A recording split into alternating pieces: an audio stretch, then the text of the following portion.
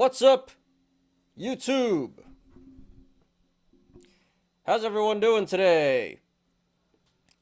It is Tuesday, January 18th, 2022. I'm your host, Ty, and this is Smarter Gambling. What up, Joe? What up, Monir? Thanks for being here, guys. Appreciate you guys, as always. Alright. Kind of weird. I think the volume is... yeah, whatever. So, beautiful day. Hope yours was good also. I'm glad you, Team Rainbow Bear. I didn't do too good today. I'm just, got pretty wrecked on crypto, but, that's how it goes. But, glad you, made some tennies there, Joe. It sounds like you did at least. All right. So, hope you guys enjoyed your, long weekend. That was nice. And not a great way to start the week, huh? Because today we're doing the show from Ramenistan. Yeah, major good day in the stock market. For crypto, I'm not so sure. I mean, I know it's down. It was down last time I checked, but I haven't checked in a couple of hours here. But I know crypto was down and really bad day in the stock market.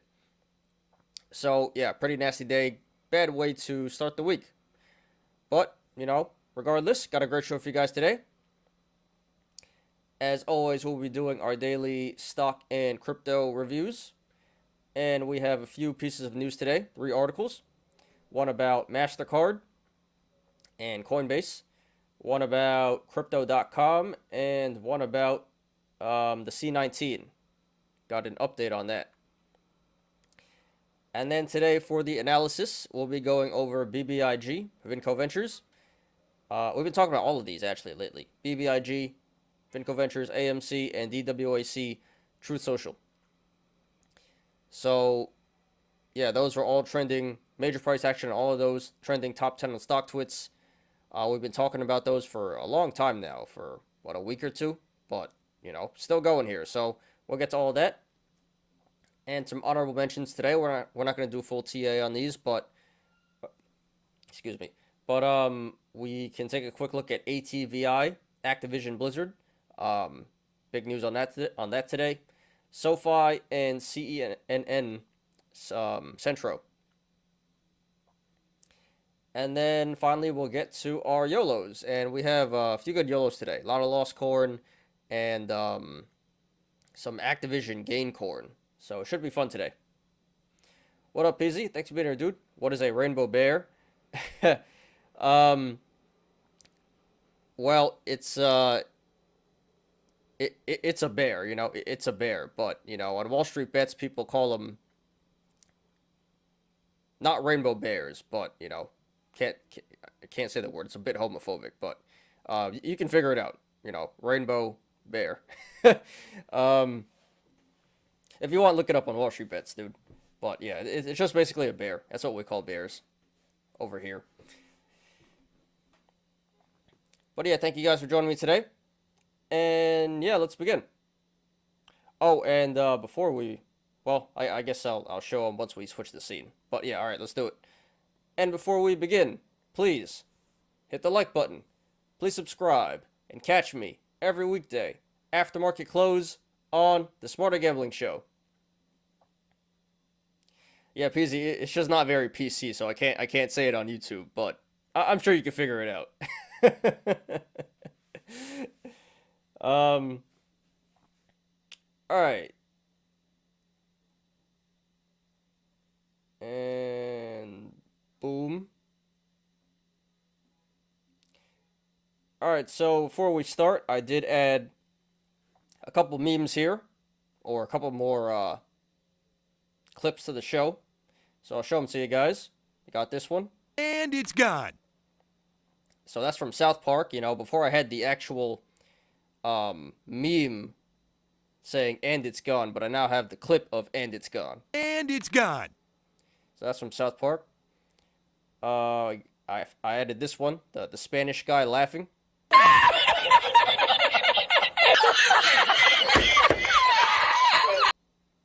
I may have to fix the volume on these. Maybe a bit loud, but yeah. I'll fix that later on. And I got this one, the troll one.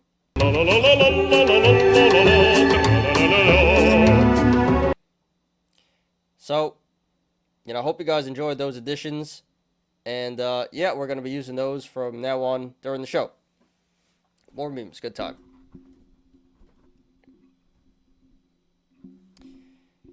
Cool. All right, let's begin, guys.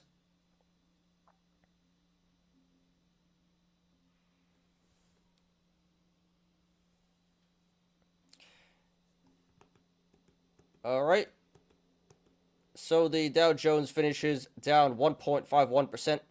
The Nasdaq finishes down 2.57%, and the S&P 500 finishes down 1.84%.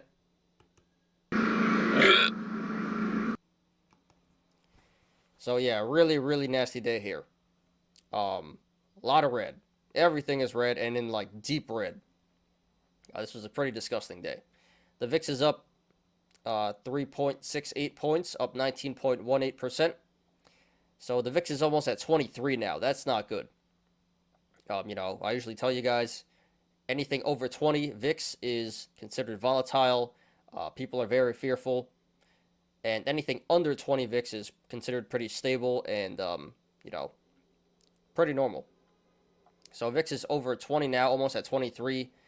So, yeah, it looks like people are getting pretty fearful here. And volatility is going up. So, not a good thing.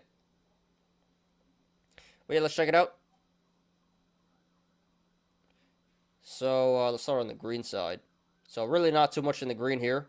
Wow, DATS. I didn't even see this before. I haven't talked about that one in a while. But that's up 39%. Sorry about the sirens, guys. Going to talk over it. So, number one, we're going to talk about today, BBIG. That was up 27.52%.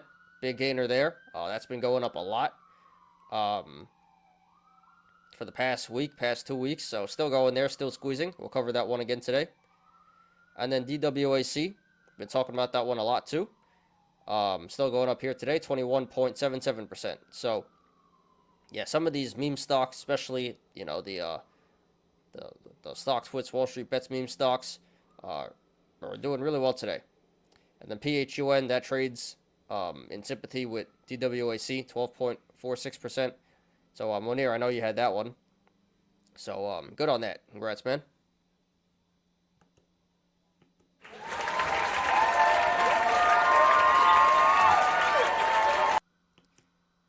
CFVI, that usually trades in sympathy with DWAC as well.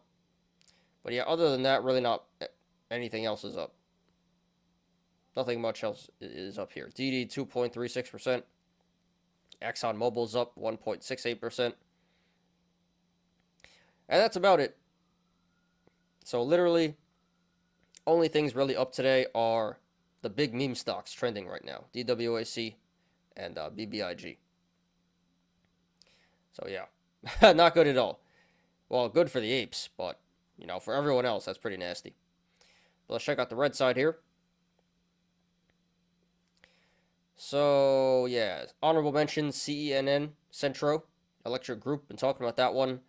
That one's been trending for, past couple of weeks as well, but pulling back. But, yeah, that had a nice little jump last week. It's back down 13.21% today. Novavax down 11.17%. That's pretty nasty. Microvision getting wrecked. 9.84%. That's down at 350. Bitcoin stocks, crypto stocks are down. Riot's down 9.57%. A&Y. Got some meme stocks here. Bed Bath & Beyond down 9%. Moderna. This is nasty. So yeah, the vaccine stocks going down today. Novavax and Moderna in particular. Moderna's down 8.85% today, so that is getting wrecked. I was going to buy Moderna before at $250, and you know what? I kind of changed my mind now. I don't know. I'm kind of scared to buy Moderna now, so maybe I'll abort on that one. But, yeah, Marathon, another crypto stock, 8.8%. SoFi, 8.64%. Another honorable mention there. SoFi, that one is trending top 10. So we can quickly look at that. Nikola, 8.43%. AMC, this one we're going to talk about second today. Down 8.41%. Pretty nasty. Telray, 8.31%. So a lot of these in the meme index, these meme stocks are getting wrecked, except for DWAC. What else here? Virgin Galactic, 7.59% down. Damn, Uber getting wrecked, 7.47%. Clover, 7.4%. That's under 3 now. That's nasty. Lyft also getting wrecked. GME getting wrecked, 6.64%. That's pushing 100.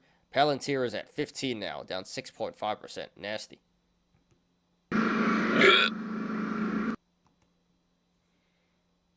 MicroStrategy, another crypto stock there, 6.26%. Snapchat, that's a meme stock, 6.15%. Oxygen, 5.88%. That's down to $4. CEI, 5.64%. That's at 70 cents. Holy crap. Robinhood, 5.08%. That's below 15 now. Damn, Viacom, really bad day. 4.37%. That's a, value stock. And that went down a lot. That's not good. DraftKings keeps on going down, 4.36%. Pushing 22 now.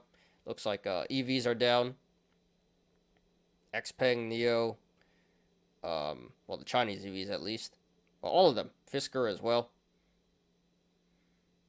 MMAT down 4.2%. That's pushing $2. Nasty. Looks like financial's not doing too well. Damn, yeah. Financial's getting wrecked. JP Morgan's down 4.19%. Facebook, 4%. That's really bad. So, yeah, tech is down the worst. That tech is really getting wrecked here. Meme index is down 3.9%. That's under 12 now. How nasty. Nvidia down 3.86%. AMD 3.2%. GM 3.78%. Peloton, another meme stock there, 3.5%. Coinbase down 3.5%. Yeah, Bank of America, another financial stock there, 3.44%. Ford, 3.22%. So the car makers getting wrecked. Travel stocks getting wrecked. Airlines, cruises. I saw Carnival before. Here's American Airlines. Costco down 3%. That's pretty bad. Twitter down 3%. eBay 2.9%. Netflix 2.83%. Google 2.5%. Square, that's a meme stock, 2.47%. Microsoft 2.43%. Interesting, because Microsoft did acquire Activision. So, usually the acquiring company doesn't change much, but, I would expect it to do better today after acquiring Activision. But, yeah, Microsoft getting wrecked. Which keeps going down 2.37%, down to 250. Wells Fargo, another financial stock there. Roblox, another meme stock, 2.33%. Hilton, travel stock there. Yeah, everything's down. Lee Auto, Marriott, another travel stock. Amazon 2%. Delta Airlines, Apple down 1.9%. Tesla down 1.82%. Walmart 1.5%. Pfizer is down. Another vaccine stock. Not nearly as bad as Moderna and Novavax, but damn.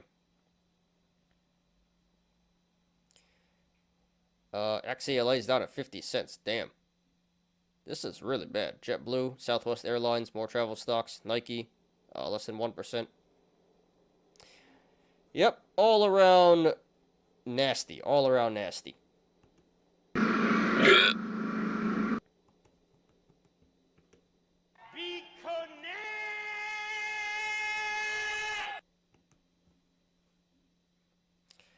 So, yeah, pretty much, unless you were in BBIG or DWAC, probably lost money today. Or Unless you're a rainbow bear, like my boys here, Joe and Zach. What up, Zach? Thanks for being here, dude. Appreciate you.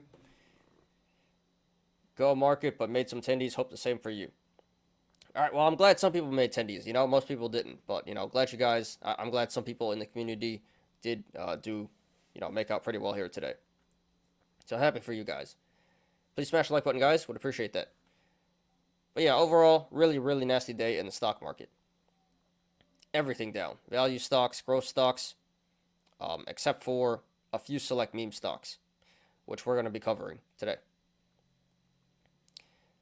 So, yeah, you know, hope you guys are holding up pretty well here. This is really, really bad. Not a great way to start the week.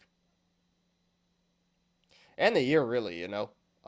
Jay Powell wasn't lying when he said he's when he's tapering. And, yeah, these rising interest rates are screwing everything up. What up, Marvin? Thanks for being here, dude. Appreciate you. Yeah, all right, so a lot of people in here, nice and early. Appreciate everyone. Please smash the like button on your way in, guys. And yeah, that is the stock market. So let's get on to crypto now.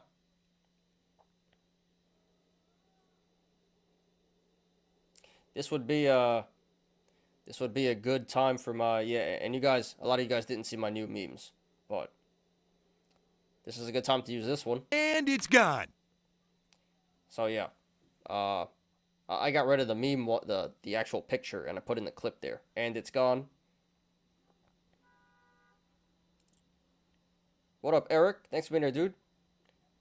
In BBI and BBIG. Well, I don't know what's up with BBI, but congrats on BBIG. That is mooning. Brickle Biotech. Alright, so I have no idea what this is, but went up 58%. So congrats to you, man. Seems like you made some fat tendies. So you made tendies in a really bear market here. Awesome.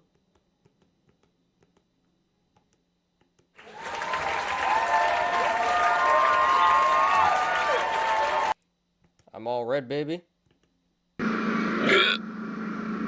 Yeah, most of us are. But, you know, some people made out good today. FATH is only green ticker today. I think you know what this means. Cut it around 8:58 and looking to go full colorful bear on its ass.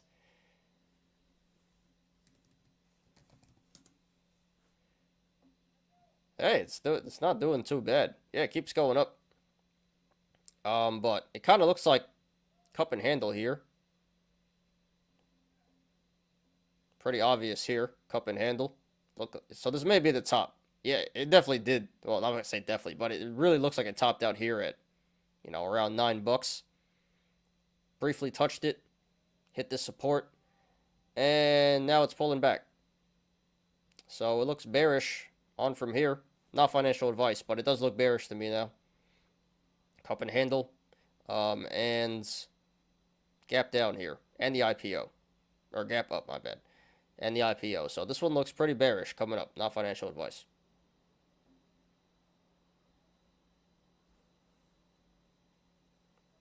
So good luck to you, Zach. Sounds like a plan. No green to be seen. Yeah, it's a bloodbath. You know I'm already parked in FATH. Yeah, I don't know how you guys found this one. I didn't hear much about this, but, you know, this looks like a pretty good short play right now. Looked like a good play to ride up, and it looks pretty bearish from here. So good luck to you guys.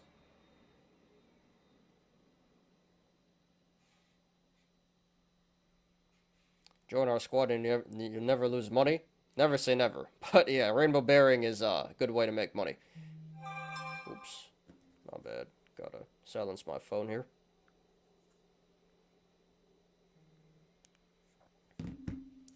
So yeah, I got that meme, and then I got this, I added 2 more memes for you guys. Spanish guy.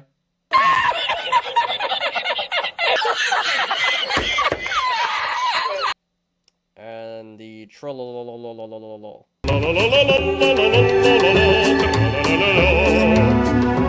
So I hope you guys like that. We'll be using those during the show now. Alright guys, on to crypto. 1 second here.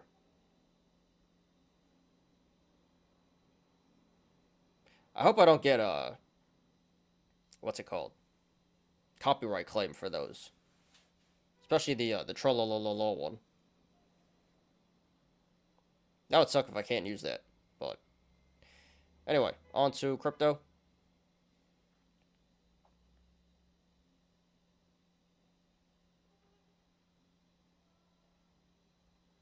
So crypto is down 1.13% today. Not too bad.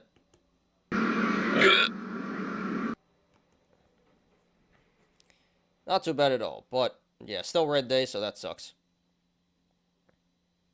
And they did not fix this yet. All right. So let's check it out here. Rainbow token. We should all buy Rainbow token. Not financial advice, but that'd be pretty ironic. Rainbow token is up 20% here. Byaku. The hell is this? I don't know what this is. That's down 35%. That's most trending. And then Spooky Shiba down 11%. This one's been trending for the past week. So Spooky Shiba pulling back there.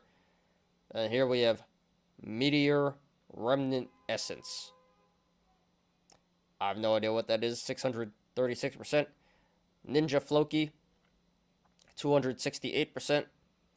And Meta Legends 232%.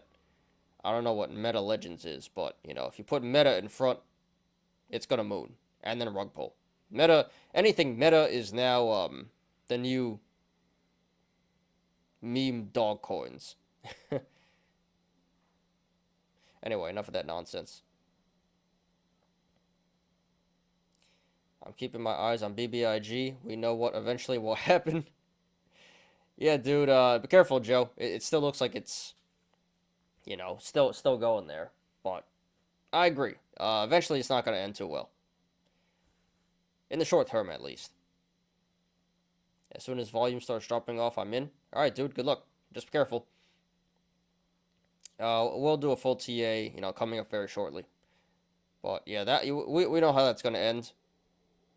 But you know, as of right now, it still looks kind of strong, so we'll get to that. All right, on to crypto here. So Bitcoin's actually in the green now, 0.23% at 42,000. Ether down 1.34%, below 3,200. Binance down 1.76%. Cardano, not doing too well here, down 4.54%. So Solana's up 1%. XRP down under 1%. Dogecoin down 1.43%, but still holding pretty strong for the week.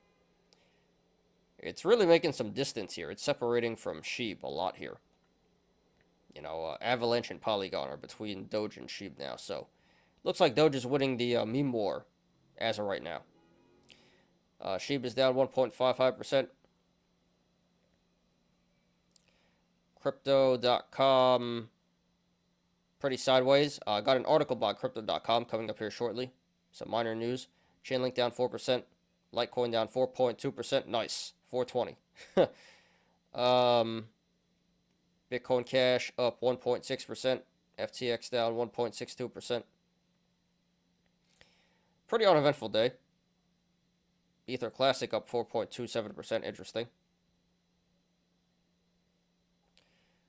Overall, pretty uneventful day, though.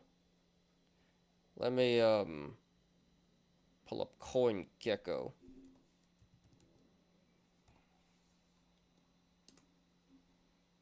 Because you can actually sort on this one.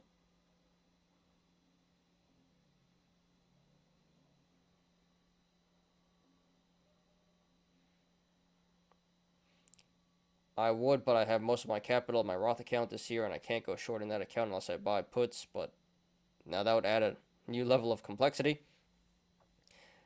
Yeah, you know, it depends on your investing style. Marvin, it really seems like you're not aping as much anymore. I mean, neither am I, you know. This really started as like a super ape channel. You know, now I'm kind of moving more towards wealth management, and nothing wrong with aping, you know, but, you know, depends on your investment style. And Marvin, it really seems like you're you know, you got your new job and you're really accumulating, putting away for the future. So, um, you know, nothing wrong with that. Works for you, man.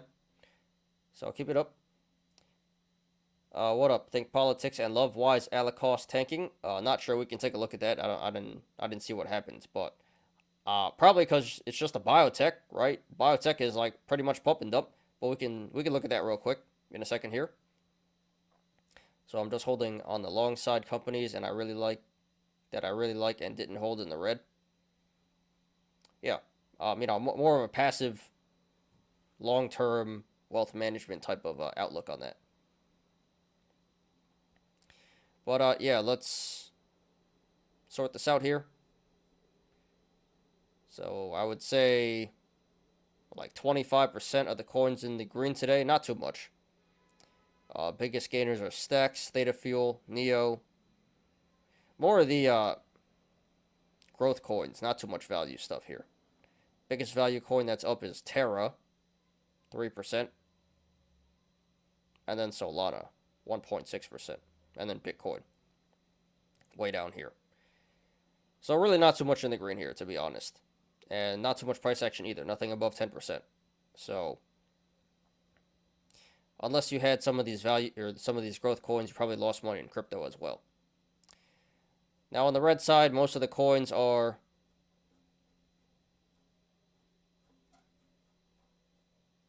in the red.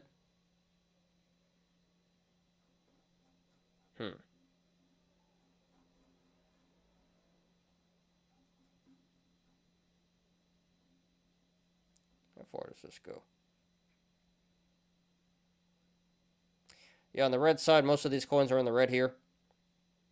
But really not too bad. Same thing. Mostly growth coins that got hit, and Cardano. I don't know why Cardano did so bad today, but that's down 4.4%. But for the most part, these are growth coins getting wrecked here. After Cardano, next value coin would be like Polygon, and then Binance. So you know, not too bad in crypto at all. Slightly bearish, but overall not too bad. This is a regular day in crypto, and you know, unless you were holding growth coins, it shouldn't have changed too much for you. Value coins didn't change too much. So slightly bearish day in crypto. Hope you guys made out okay here as well. But yeah, terrible day in the stock market. Slightly bearish day in crypto. So everything red today, all around good. So you know, hope you guys are holding up okay here. All right. So let's check out Alacost real quick, and then we'll get to the news today. And please smash the like button, guys. Would appreciate that. What is Alacost? A-L. Yeah, A-L. Okay.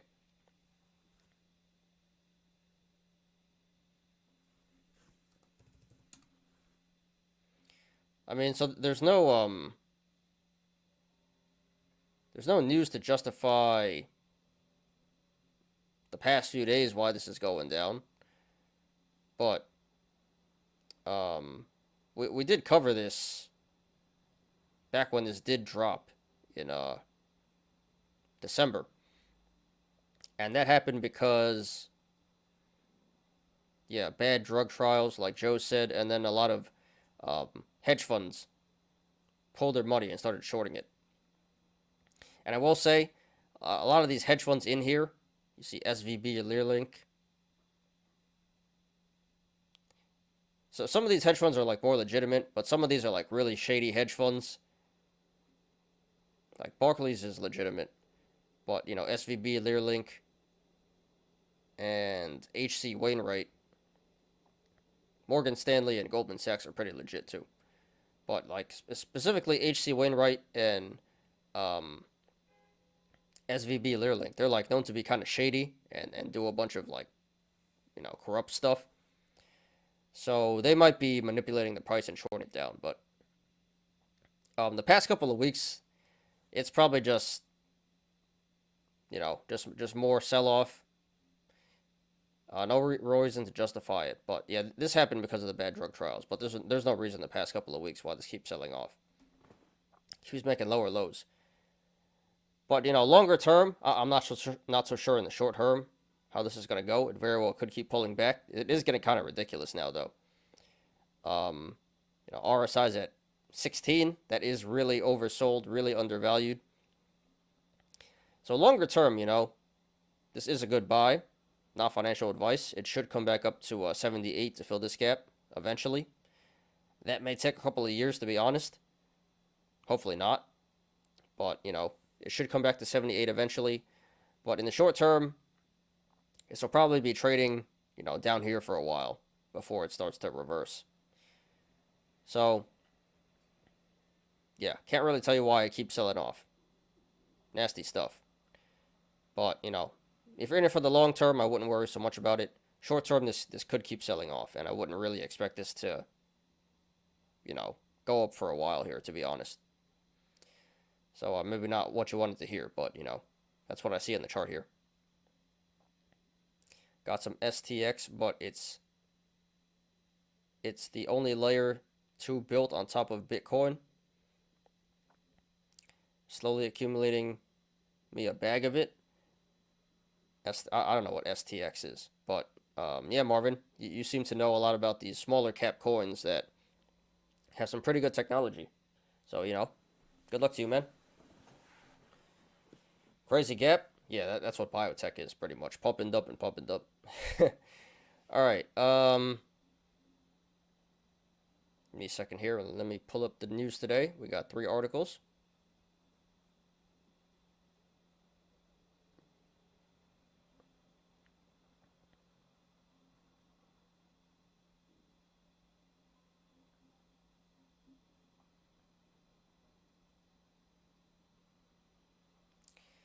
All right, so staying on the crypto theme. Here we go. First spammer of the day. Now I gotta use my meme.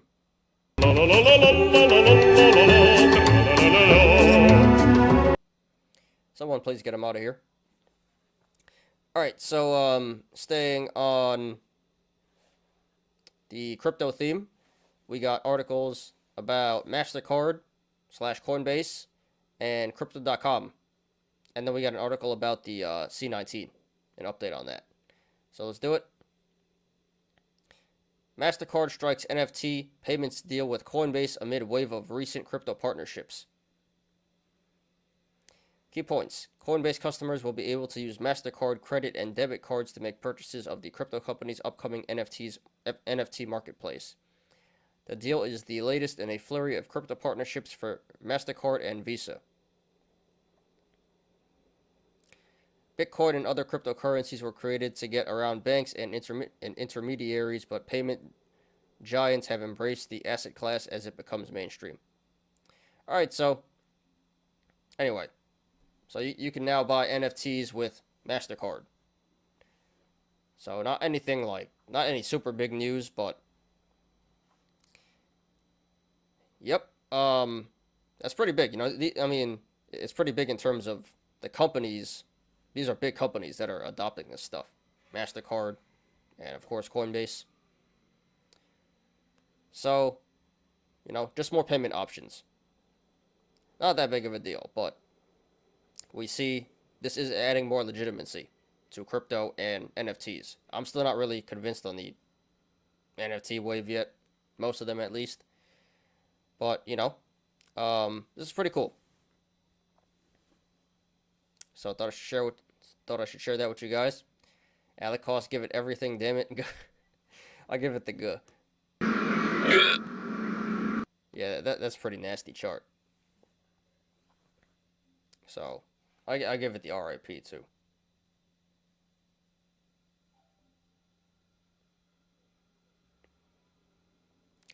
So whoever's holding bags in that one, like whoever had it $80, they're gonna be holding for a while. All right, next article. So this is, I guess, a few different things going on in crypto, but main thing is crypto exchange users report suspicious activity and 5 other important updates to know in the space. All right, so yeah, the biggest one is that's the one I really wanted to share. Crypto.com users report suspicious activity. So on Sunday, Crypto.com wrote on Twitter that we have a small number of users reporting suspicious activity on their accounts. We will be pausing withdrawals shortly as our team is investigating. All funds are safe. I sure hope so. I sure hope so. But it says here, Peck Shield, a blockchain security and analytics company, said that Crypto.com lost about 15 million. Other publications reported an alleged hack as well, but Crypto.com is not confirmed online. So, I mean, I would not be surprised if they did get hacked, but 15 million is not, that bad, all things considered. Some other exchanges has been robbed for, hundreds of millions. And crypto.com is one of the biggest exchanges, so they can take an L like this. So I don't think the customers are going to be affected personally. If anything, they'll just take the L. But they really should be transparent and say what's going on. And hope they address this and they fix it. I'm not sure if you can withdraw now, but yeah, this happened 2 days ago. So pretty big news there. And other than that, got some other stuff here. Kim Kardashian, Floyd Mayweather getting sued over Ether Max. Covered that one already. Jack Dorsey creates legal defense fund for Bitcoin developers. Block will build a Bitcoin mining system. So that's it's formerly Square. That's pretty cool. Cash App integrates with Lightning Network. That's also under Block. Cash App is owned by Block. And Tesla accept Dogecoin for merch payments. Covered that one last week. But yeah, the big news here is Crypto.com may have gotten hacked. So be careful, guys. I believe Crypto.com has most of their funds in cold wallets. So yeah, pretty scary news there, but it should be okay. I plan on putting a good amount of money in Crypto.com to stake stable coins. Is it a buy like it has to be? Yeah, I would say so, but a long-term buy. Don't expect it to moon overnight or anything in the short term. That's like a long-term hold for years, I would say. That Coinbase NFT marketplace yet? Has it launched yet? I don't think so. I think it's going to launch pretty soon. But yeah, that's all the crypto news for today, guys. And we got one more here. One more article about the C19. Little update here. WHO says Omicron won't be last C19 variant as global cases surge by 20% in a week. Dr. Bruce Alward, a senior WHO official, warns high levels of transmission give the virus more opportunity to replicate and mutate, raising the risk factor that another variant will emerge.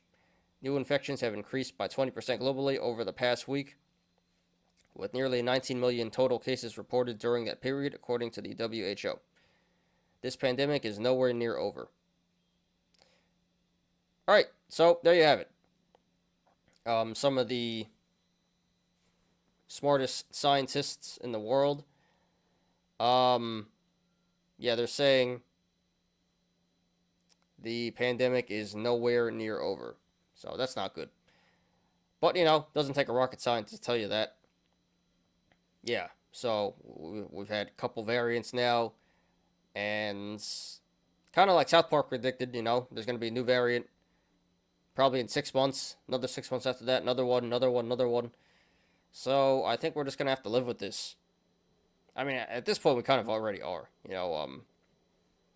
We just kind of accept that we have to live with this now. It's just part of life. And it's not going anywhere. It essentially is like the flu now, It's just here. Forever. So, not great news, but, realistic news. So, we're in this for the long haul, guys. Careful. Stay safe. All right, so that's all the news for today.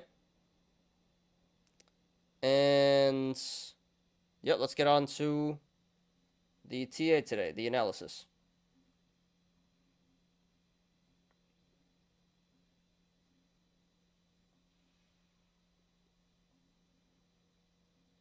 I hope not. I got a friend who has 10K on crypto.com. Yeah, that's really not too bad. I mean, a lot of people got crypto.com. And I'm going to throw a lot of money on there as well. But, you know, the CEO claims everything is safe. And like I said, 15 million, they can afford to take that L if they really did get hacked. And, you know, I doubt any customers are actually going to lose their money. If they did get hacked, if the customer personally got hacked, they're probably going to get reimbursed.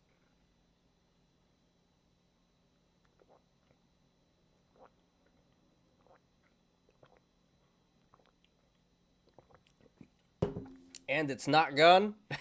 Good one, dude. Yeah,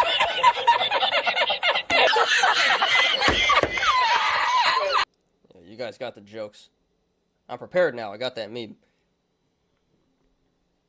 Yep, it's not going anywhere. Alright, guys, so today nothing really new. Today, again, we're going to be doing BBIG, AMC, and DWAC. So we've been, you know, discussing these stocks for the past week, past 2 weeks. More or less the same, so I'm going to try to get through this as quick as possible. Try not to bore you guys. And then we'll get to the Yolos. So let's do it. So here is BBIG Vinco Ventures. This finishes at $5.19 today. That is up 27.52%.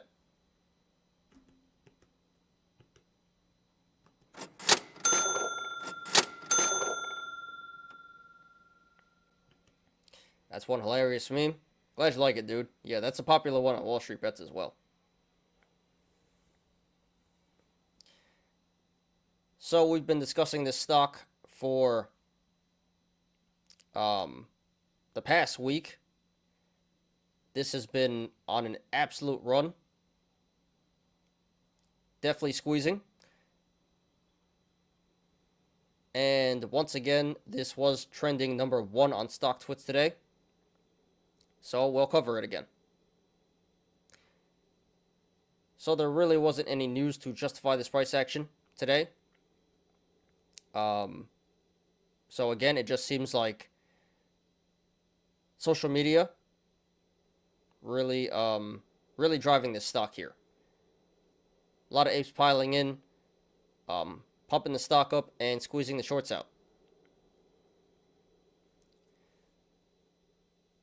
Just speculation on my part. Can't confirm for sure, but that really appears like, that's what's going on here.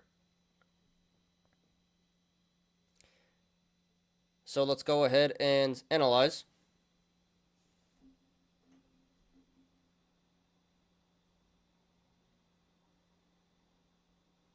So we do have multiple gap downs here.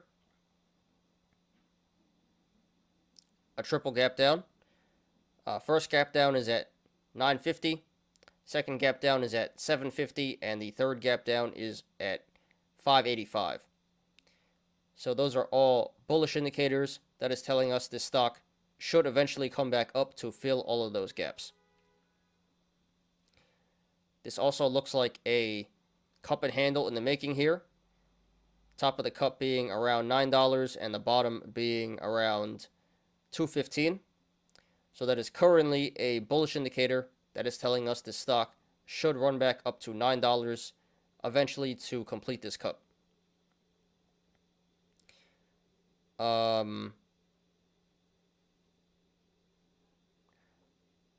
We also have 2 gap ups. One made today at 425. So that's a bearish indicator that is telling us this stock should pull back to 425 eventually to fill that gap, maybe in the short term. And then we have one way back here at around 160. So at this point, that looks pretty unlikely that that gap will fill. But it is very noteworthy. So just pay attention to that, guys. Gap up 160, bearish indicator.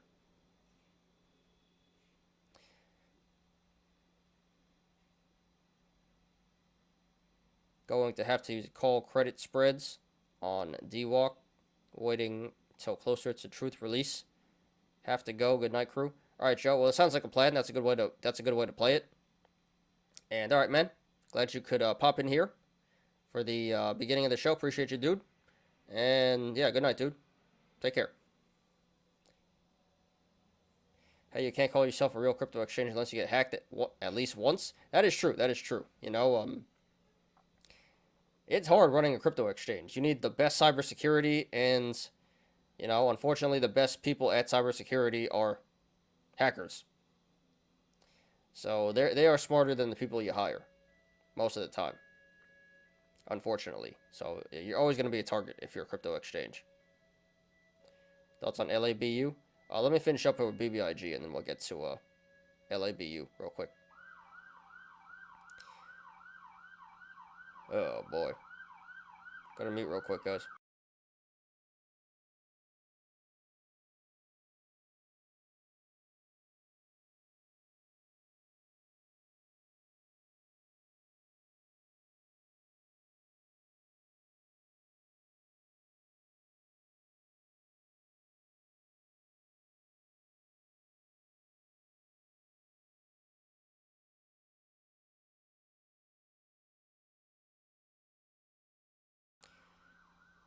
Alright, my bad. I think that there's a low gap around 1740, then to the moon. Alright, we'll check it out. Let me just finish up here. Alright, and if you guys want to follow along, the link to the chart is in the description down below.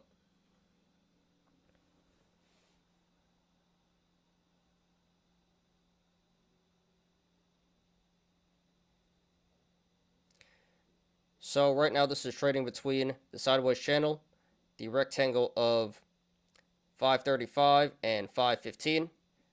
So if this goes to the upside, next levels of resistance would be 535,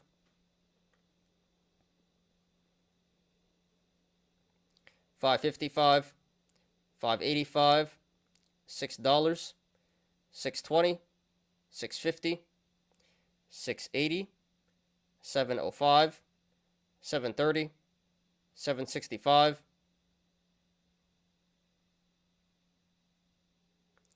795, 815, 835, 870, 910, 940, 965, $10, 1040, 1105, 1190, and then the high of 1250.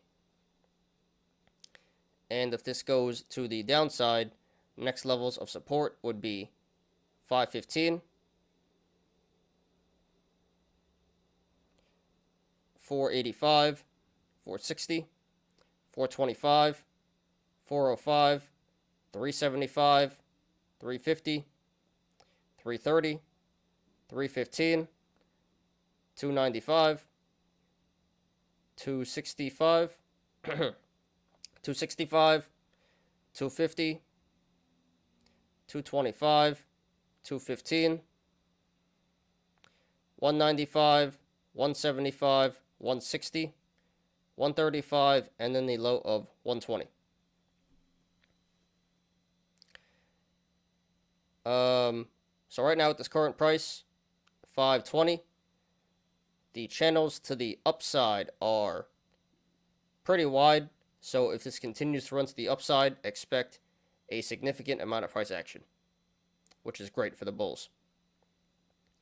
And to the downside, the channels are also pretty wide up until 350. So from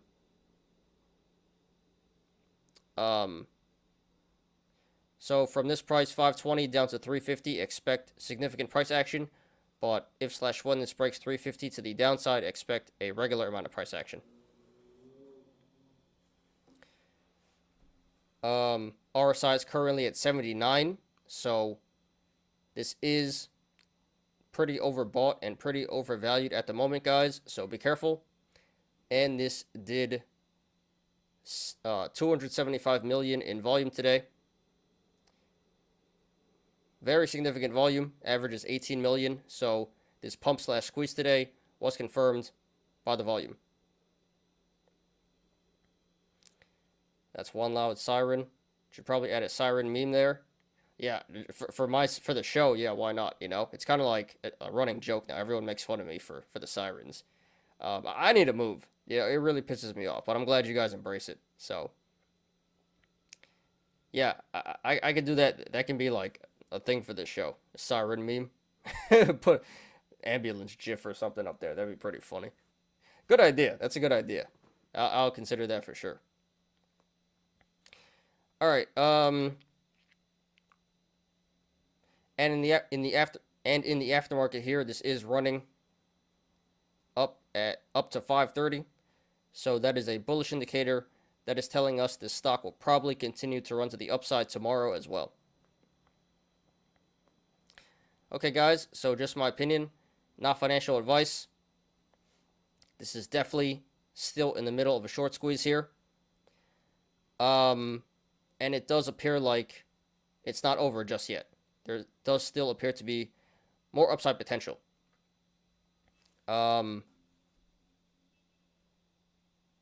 This may go back up to $9 to complete the cup, and maybe even over 965, and maybe even over 950 to fill this gap.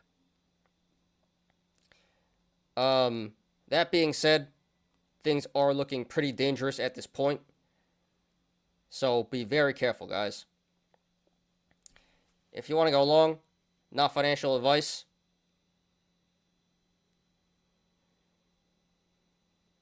At this point, it kind of looks like a gamble.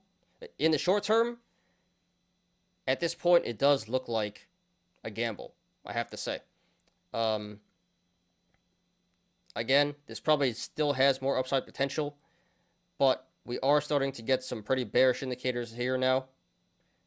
Again, high RSI, high volume, and we have a gap up now at 425.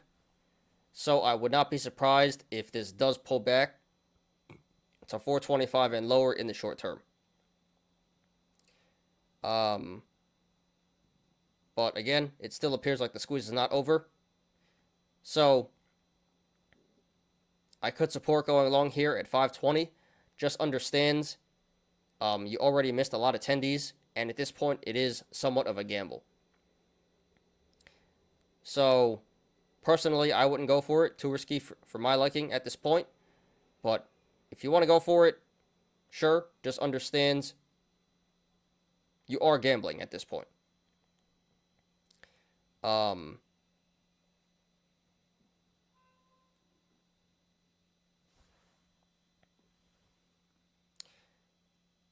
Longer term, this definitely looks like a good buy.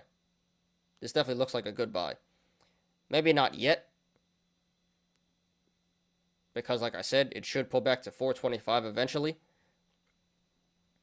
But in the longer term, this definitely should come back up to $9 and 950, possibly higher, to fill all those bearish indicators there, fill all those bullish indicators there. And 520 would still be a pretty good entry for the long term. Already missed out on a lot of fat attendees, but still not a bad entry. So yeah, short term, I could support going long. Just be careful. Longer term, this appears to be pretty good buy. Now, if you want to go short, not financial advice. I would not do that, and I would not recommend that just yet, at least. Like I said, this appears to be still squeezing, not over just yet. Still more upside potential. So I would hold off for right now. I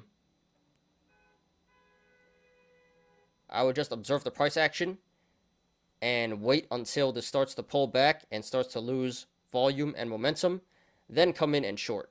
I really can't say when it's going to be. Maybe soon, in the next few days. Maybe it'll run to $9 first or $9.50. But eventually this will have to pull back. And it's going to pull back really hard, just as fast as it went up.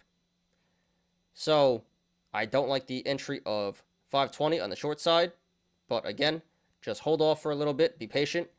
Come in once this starts to lose momentum, lose volume, and reverse.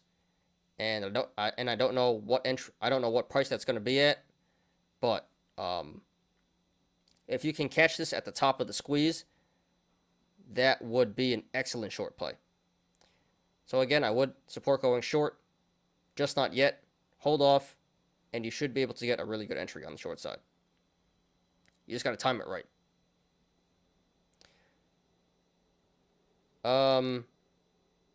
So yeah, still squeezing. Gonna be fun to see how this goes. Good luck to all the apes. Congratulations to everyone who made money in the stock today. And good luck to everyone currently in the stock and to everyone looking to take a position. This is BBIG Vinco Ventures. Get a SpongeBob Clambulance meme. I didn't watch SpongeBob too much, but I think I know what you're talking about. Clambulance. All right, I gotta write that down. SpongeBob Clambulance meme, or just ambulance in general. Yeah, good suggestions, guys. I always love your suggestions. Would be entertaining. Imagine Ty about to talk about some random ticker and going Tibber, and then some siren goes off and the Clambulance meme appears on the screen. That does sound pretty funny. All right, for sure. I will look into some GIFs, some memes about ambulance/Clambulance. That's a good one. I'm glad you guys embraced the city noise. What up, Machete? Thanks for being here, dude. Appreciate you. Check your Discord, bro. Just spammed a bunch of Twitter updates from ihor, ehor. Alright, not even try that. I don't know who that is, but okay. I gotta check this out later. Yeah, thank you for that, dude. You always got some pretty good resources. So, yeah, thanks for that, man. I'll check it out later. And anyone else who wants to check it out, you know, Machete usually does post some pretty good resources and information. So thanks for that, man. All right, what are we looking at? LABU.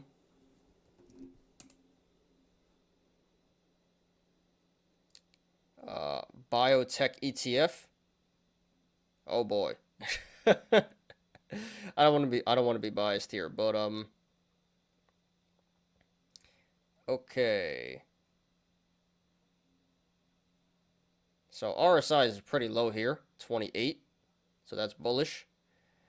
Why is the volume going up? Volume has been spiking like crazy the past couple of weeks here. Past month, really. Volume has been going crazy. And it's pulling back, so that's not really a good thing.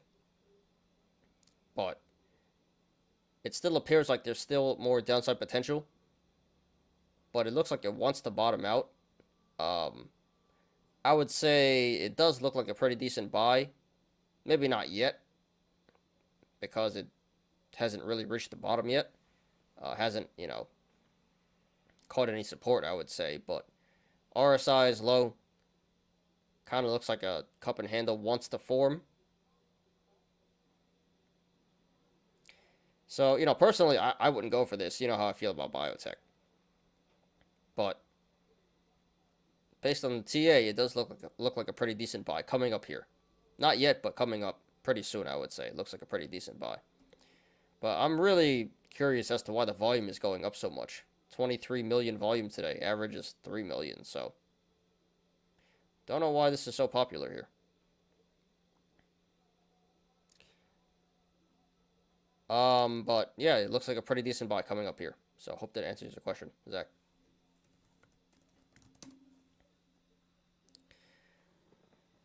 All right. Um, looks like I should add another one here.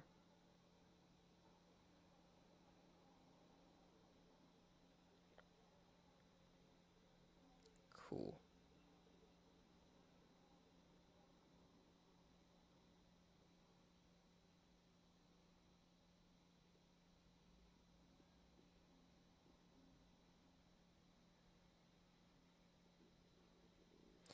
All right. So here is AMC.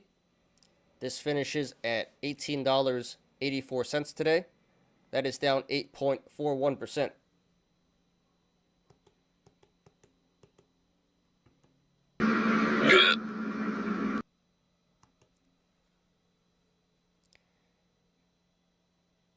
So we've been talking about AMC for the past few weeks here.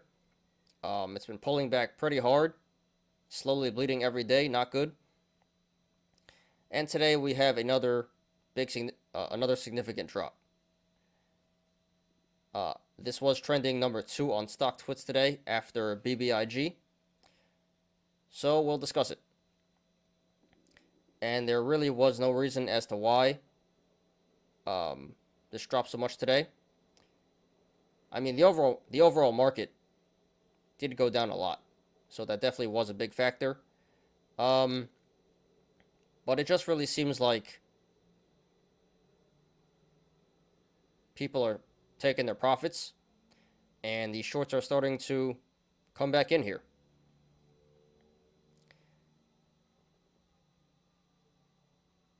So a whole year later, and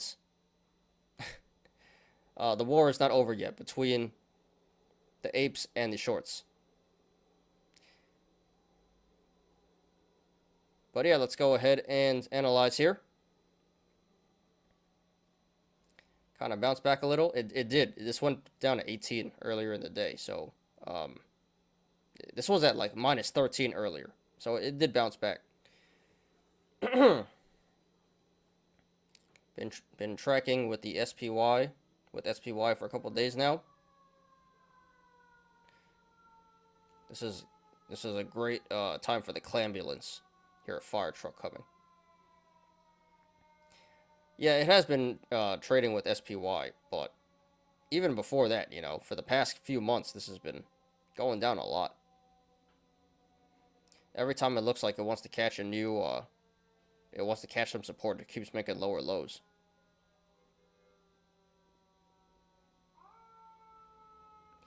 LabU has a gap around 17 for May 2020. I can't even go back that much here. I can't see that on the chart, but if it's at 17, I mean, what's it at now?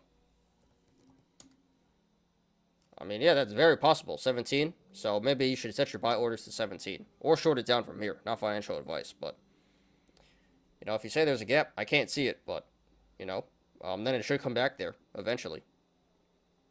So you can either short it down here, which may be a bad idea. It's already, pretty oversold, or set your buy orders to 17. Market manipulation at its finest. Yeah, I agree. Definitely some shady hedge fund stuff going on here, but we knew that. Okay,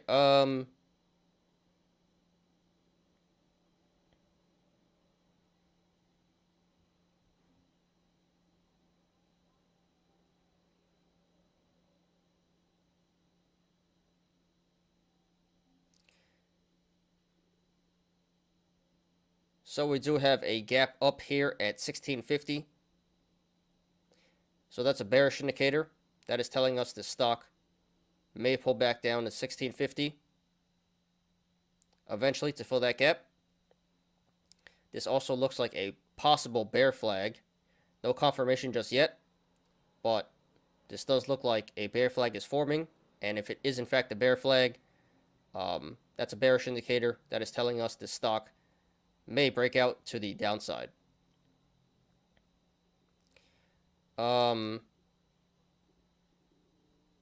This looks like a possible cup and handle here. Top of the cup being around 29. And no bottom to the cup yet. but that would be a bullish indicator because that is telling us this stock may run back up to 29, may run back up to 29 to complete this cup here. Okay, and if you guys want to follow along, the link to the chart is in the description down below.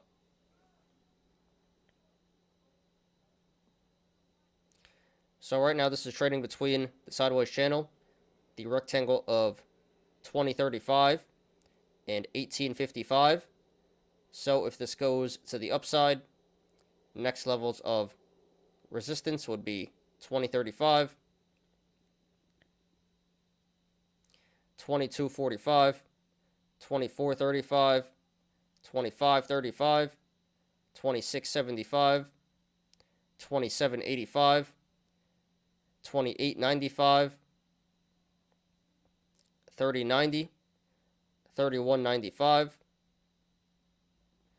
3365, 3480, 3605, 3760, 39,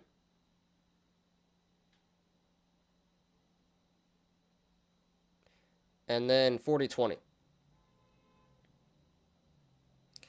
There is support above 4020. Excuse me. There is resistance above 4020, but we're not going to discuss that right now.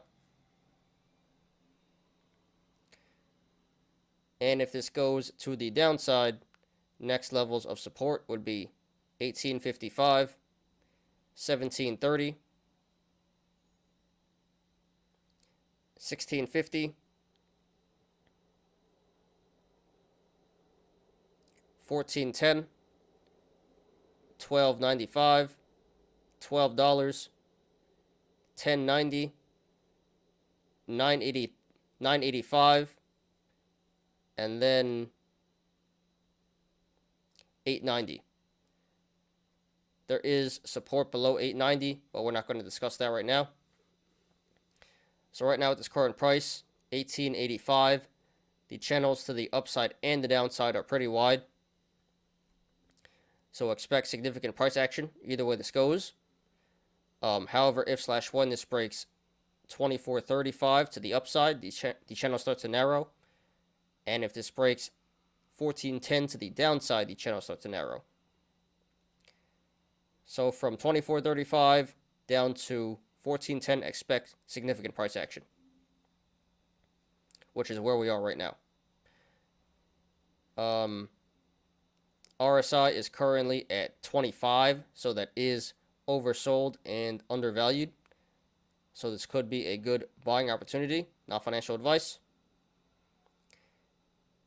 And this did 56 million in volume today, which is below average. So this sell-off today was not confirmed by the volume. Okay, guys. So we've been covering this stock for the past few weeks, and really, my opinion has not changed. So it's going to be more or less the same. If you want to go long, not financial advice. 1885 does appear to be a pretty good entry, but personally, I do think it will eventually pull back to at least 1650 to fill the gap, and maybe even lower. So, personally, I would set my buy orders to 1650, because that's where the gap is, and it may even pull back to 1410 after 1650, because that's the next support after.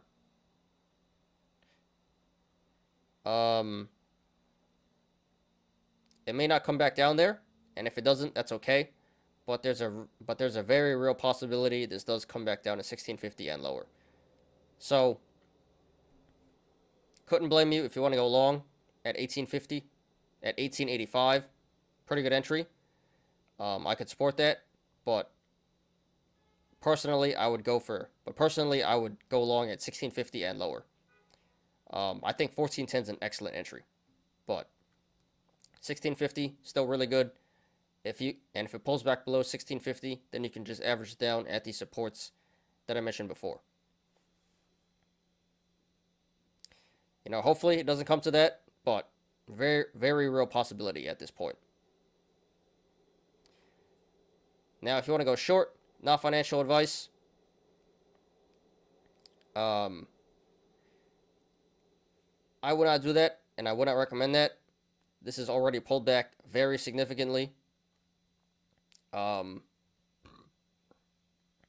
since the squeezed,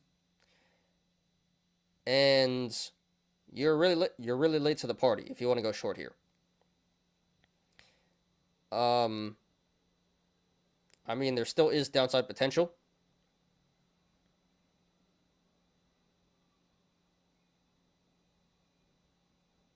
Probably over a 10 or 15% downside here if this does pull back to 1650 and lower. But I really don't think the risk is worth the reward going short here.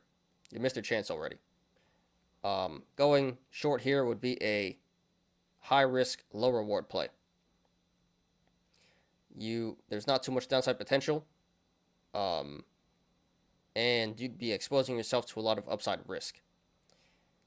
So, doesn't really make too much sense going short here. Again, risk is not worth the reward, so I would not do that, and I wouldn't recommend that. However, if you do decide to go short, I would say cover at 1650. So, sorry to everyone who lost money in the stock today. But like I said, could be a good buying opportunity coming up here. Not financial advice. And good luck to everyone currently in the stock and to everyone looking to take a position. This is AMC. Literally been getting pinned at max pain or under for last 4 weeks at least. I don't think this is max pain, dude. It may go back down. I think it's coming back down to 1650, to be honest. I mean, that really sucks, but it kind of looks like it. And maybe even lower than that. So, yeah, sorry, Machete, but I agree. There's something shady going on here. A lot of manipulation. But nothing new, right? Hang in there, man. There you go. Clambulance on AMC. That would have been good, yeah. Can you check Lucid? What up, Punk Skater? Can you check Lucid? Looks like a head and shoulders in the making. It also was drilling today, lol. Well, everything was, pretty much. Yeah, sure, dude. Only if you smash the like button. We'll get to that right now. And thanks for coming in. Thanks for coming in here, dude. Appreciate you. 1650, I'm in there. Yeah. That looks like a pretty good buy to me. 1650. For sure. I mean, it has to come back up eventually. So, yeah, that's what I would do. Sounds like a plan, dude. Peter D'Angelo. BBIG squeeze could start tomorrow. They will have so many options going into the money. I think it already started. Started gamma squeezing already, at least. But it definitely looks like has a lot more upside potential. It definitely could go up to $9, I would say. So yeah, I think the squeeze has already started, but for sure, it can keep squeezing and can make a lot of tendies in the short term here. So good luck, dude. All right, Lucid.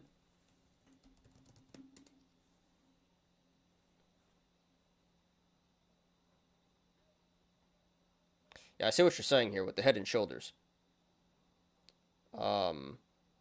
Shoulder, head, and another shoulder has to form. But that's not a good thing. That's a bearish indicator, dude. Head and shoulders is not a good thing.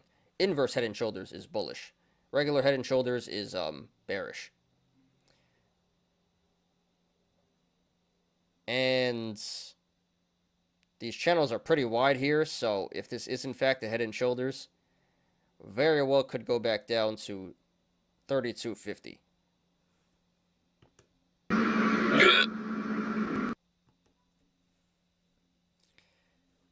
So, you know, good spot there on the head and shoulders. But yeah, I would say it looks slightly bearish. RSI is pretty neutral. Volume is pretty neutral. Really nothing else to go off of here. So it kind of looks like it's bear flagging right now and head and shoulders. So two bearish indicators. Yep. Good chance this goes back down to 3250, unfortunately. But, that's just what I see on the chart. Hope not, though. Unless you do want it to go back down there so you can load up.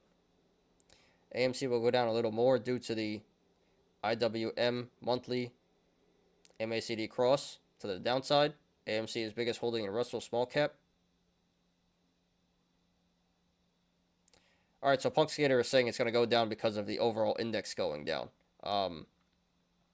Yeah, that's a good claim. I could see that. Yeah, you were talking about the MACD the other day. I remember that. Yep, I mean, MACD is a lagging indicator, but it does appear like it's going to keep going down for a little bit here. So, good observation, dude. Lucid has a lockup expiry coming up this week. Yeah, I think tomorrow. Where the Saudis... Oh, that too, right. I forgot about that. Where the Saudis are going to... Their shares are going to unlock. And that's not a good thing. That's either neutral or bearish. That's not bullish. So yeah, Lucid probably going to keep pulling back in the short term. Bro, my puts are going to print on Lucid. Tomorrow is the lockup expiration too. Lucid is going timber. All right, so you got puts. So that's a good thing. You want it to go down. All right, dude. Yeah, I mean, it sure looks like it. Can't lie. Indicators are there on the chart, and you have that catalyst coming up tomorrow. So, yep. Seems like a pretty good play, dude. So, hope those calls print. I mean, puts print.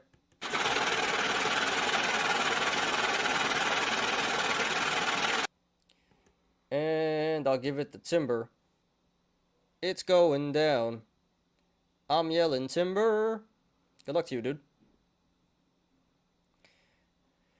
Alright, last one. What's the last one? DWAC. Cool. Draw another one here.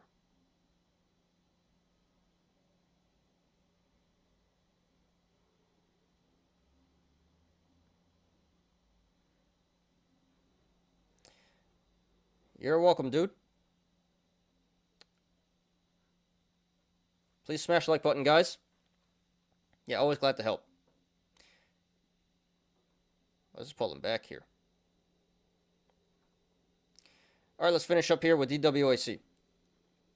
And then we'll do some quick look at some other stuff. But this is the last TA we're going to do. So here is DWAC, Digital World Acquisition Corp, or Truth Social. This finishes at $86.31 today. That is up 21.77%.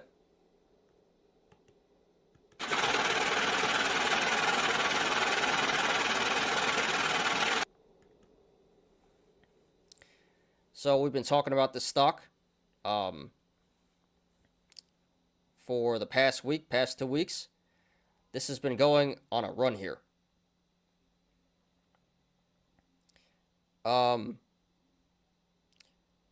So really no news to justify this price action. Just speculation on my part here. It appears like this is a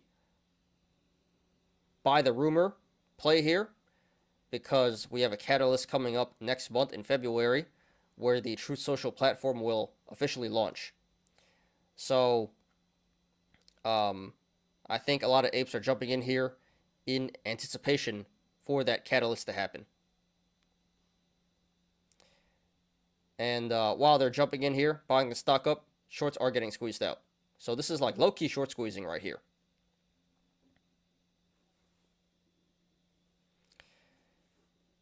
So let's go ahead and analyze.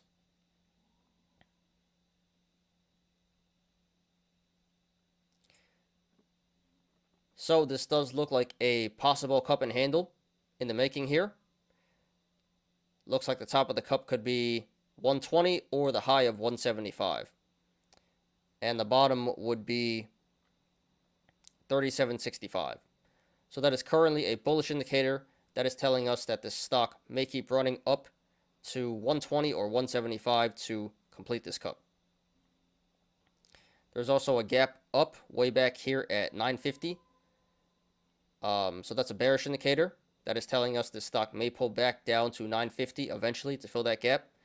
And at this point, it looks really unlikely, but worth mentioning. Keep that in mind, guys. Gap up 950, bearish indicator. And in the aftermarket here, this is pulling back down to 83.50. So that's a bearish indicator. That is telling us this stock probably will pull back tomorrow as well. And if you guys want to follow along, the link to the chart is in the description down below. DWAC launch date February 21st, could be by the rumor, sell the news. Yeah. You're getting ahead of me, dude. But, you know, you're thinking right. Let's go, Brandon. Yeah, I don't want to get too political, but yeah, a lot of people would agree. Myself included.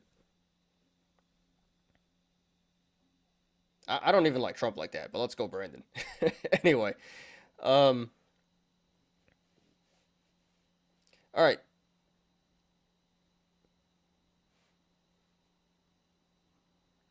So right now, this is trading between the sideways channel, the rectangle of 87.10 and 83.30. So if this goes to the upside, next levels of resistance would be 87.10, 94.10, 120, and then the high of 175.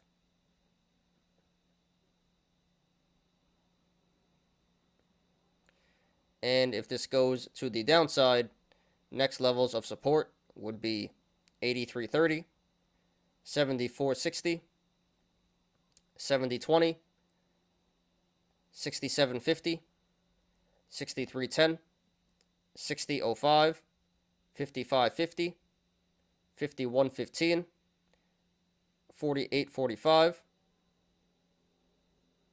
44.70, 40.90, 37.65, 16.50, 12.75,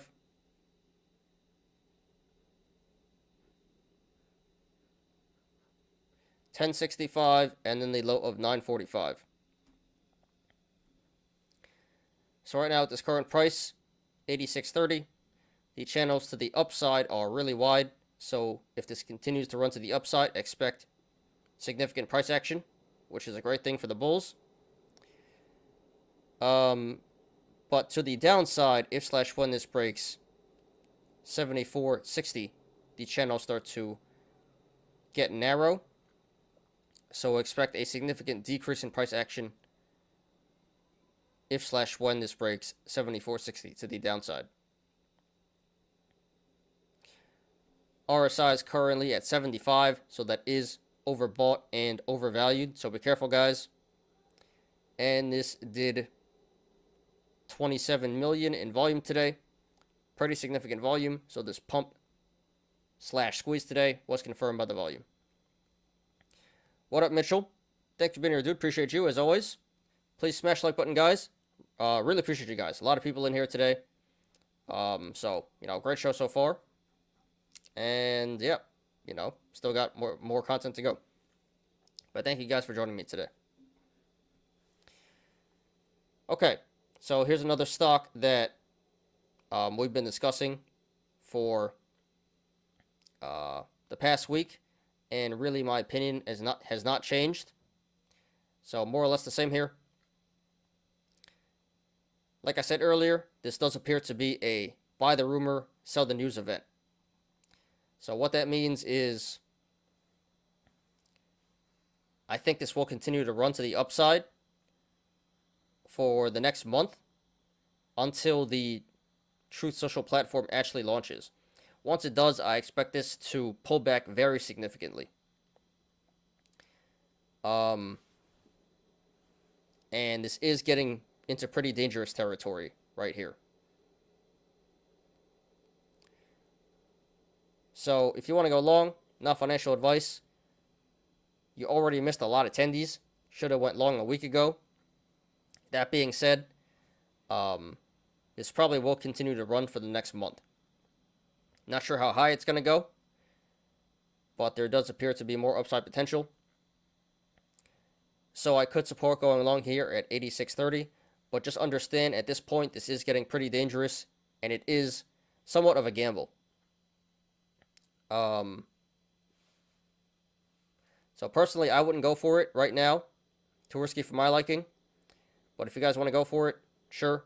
Just understand it is getting dangerous, and it is gambling at this point. But in all likelihood, but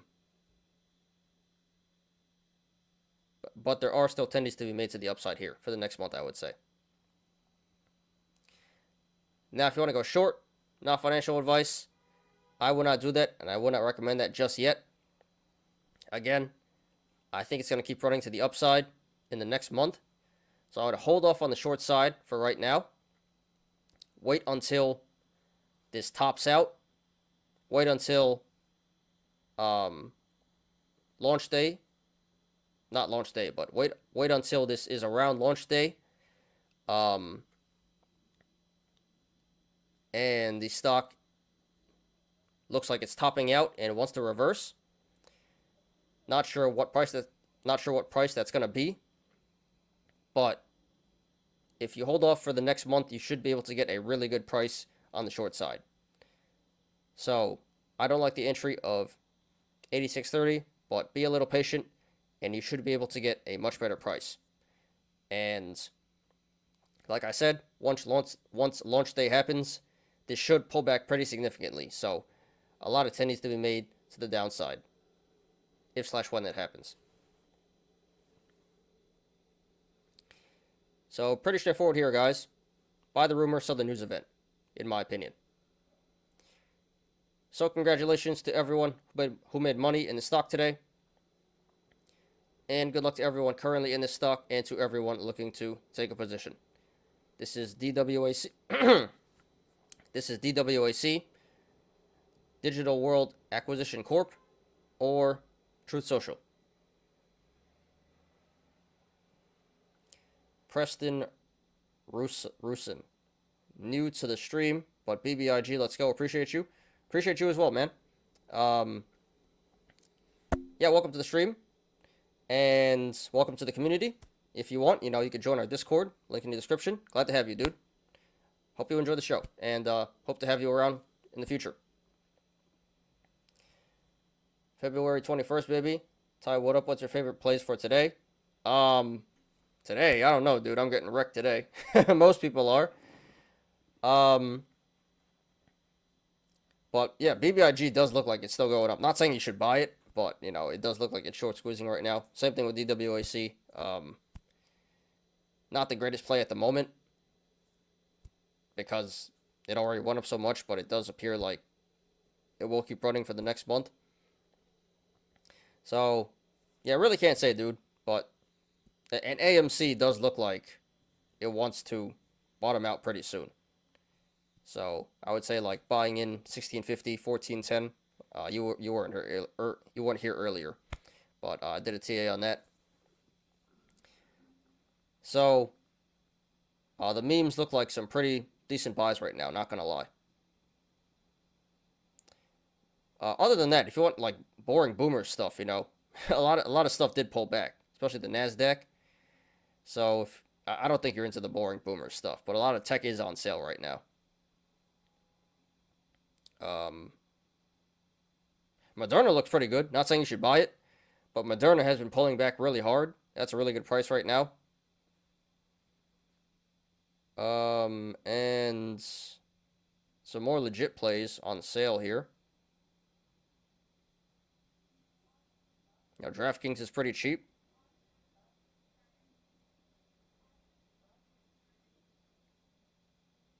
Yeah, I got, Twitter, Netflix, those are pulled back pretty hard today, so pretty good buys there.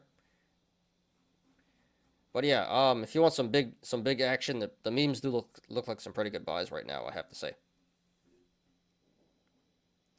BBIG up 13% after hours. Yeah, it keeps going up. Still squeezing. Wow, what a run. And it's going to gap up again if this keeps up. Wow. Congrats to BBIG apes. I'm already in on margin. You're in on what? BBIG? Well, congrats to you, dude. Yeah, some fat tendies there. Poor AMC, thoughts on Neuro real quick? Alright, for sure.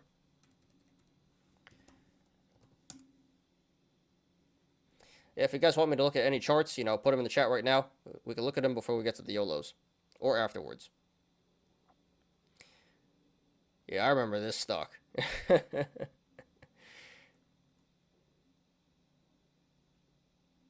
So, I'm not sure. Did anything happen here with Neuro?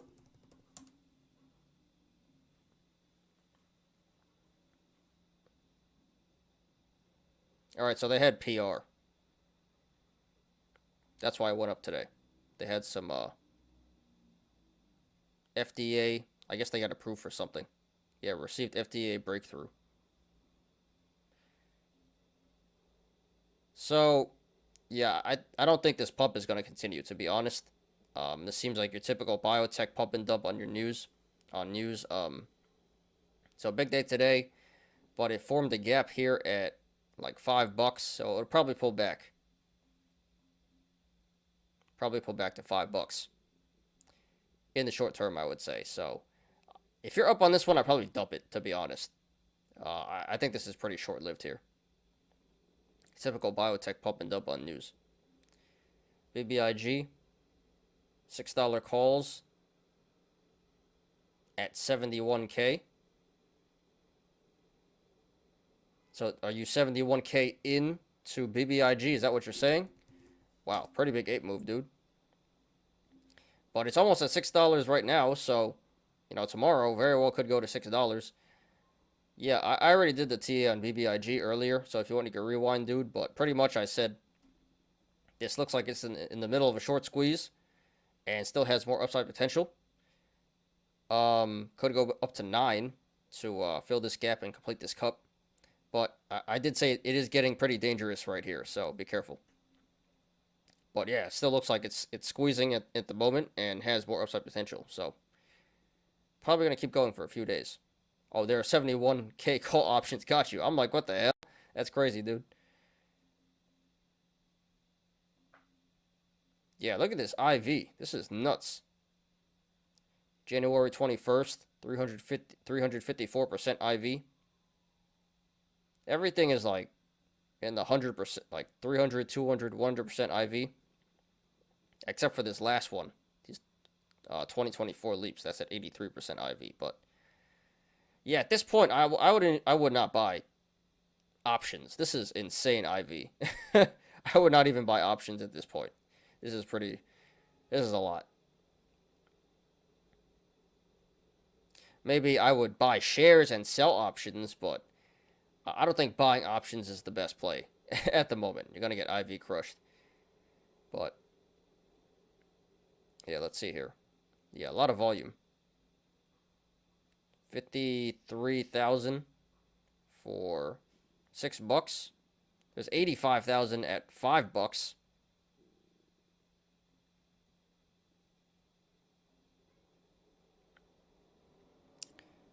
And for next week, yeah, so there's just a lot of FDs. A lot of FDs for Friday. That's all this is. 85,000 for $5 and 53,000 for $6. What's IV mean? Implied volatility. So it's just, you know, the more volatile the stock is, the IV goes up, and that makes your options more expensive. That's pretty much what it is. And it's really not a good idea to buy options when the IV is high, because you're going to get IV crushed. When the IV comes back down, your options are going to lose a lot of money. So when the IV is high, not a great idea to buy options. Good idea to sell options. Not financial advice, but generally that's how it goes. But yeah, IV is just implied volatility. Means when the stock gets more volatile, price of options goes up.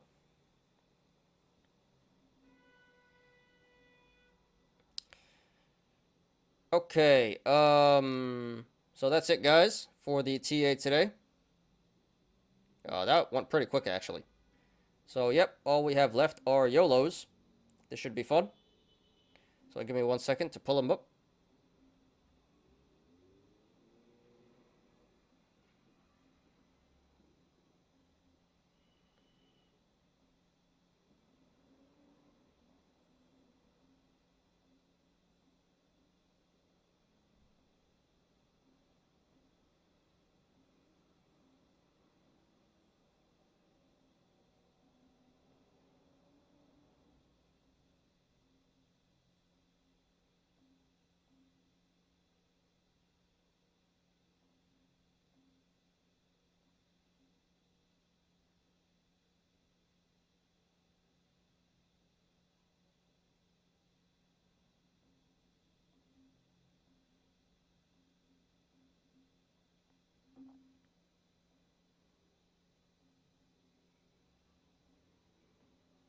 Here comes $6 strike. Yep. It's hitting $6. Too bad you can't sell the options in the aftermarket, but yeah, this is pretty nuts.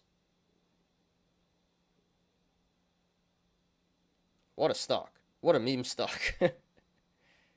Tell you froze. Am I good now? Hold up. Hold up.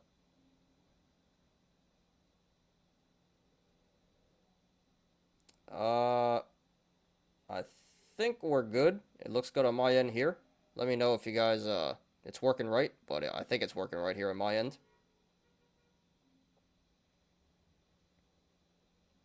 But yeah, what a stock, BBIG. That is pretty nuts. Alright, so I'm going to take a quick drink here, and we'll do the Yolos.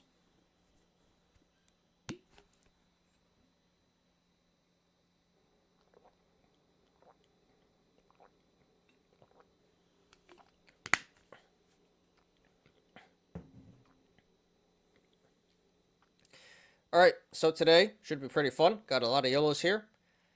A lot of lost corn. There's been a lot of lost corn past couple of weeks. Got more today, so that should be fun. Then we have some SPY YOLOs. Some gain corn there. We have some gain corn on Activision Blizzard. And DWAC. So, good mix of gain and lost corn today. Should be fun, guys. So let's do it. If options are on Friday when you think it's best time to get out, I'm in at 394. But you're in with shares, right? Not options.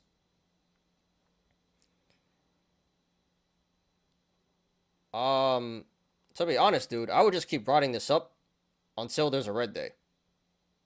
You know? I think you're in shares, not options. So, just because the options are expiring on Friday doesn't necessarily mean you should sell, but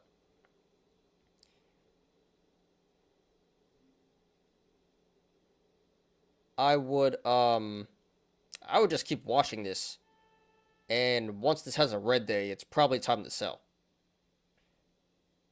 At the very least, you could set a stop loss at 425 because there's a gap here.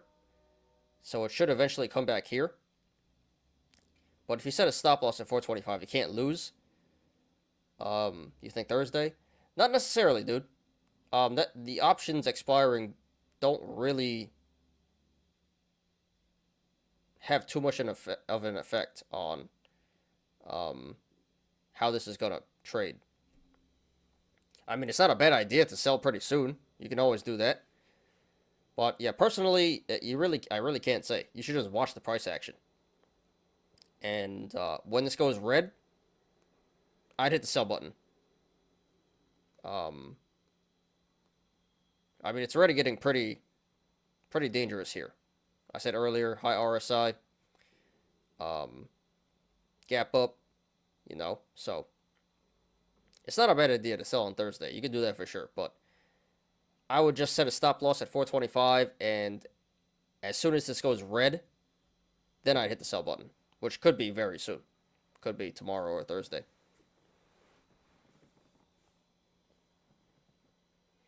So I don't really have a straight answer for you, dude.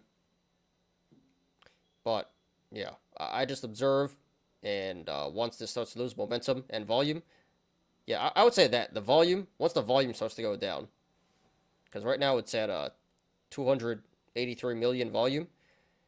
As soon as the volume starts to pull back, or the price starts to pull back, they usually are pretty correlated. Then I'd probably hit the sell button. So I just say that. Watch the price action, watch the volume. You know, when the momentum pulls back, get out of there.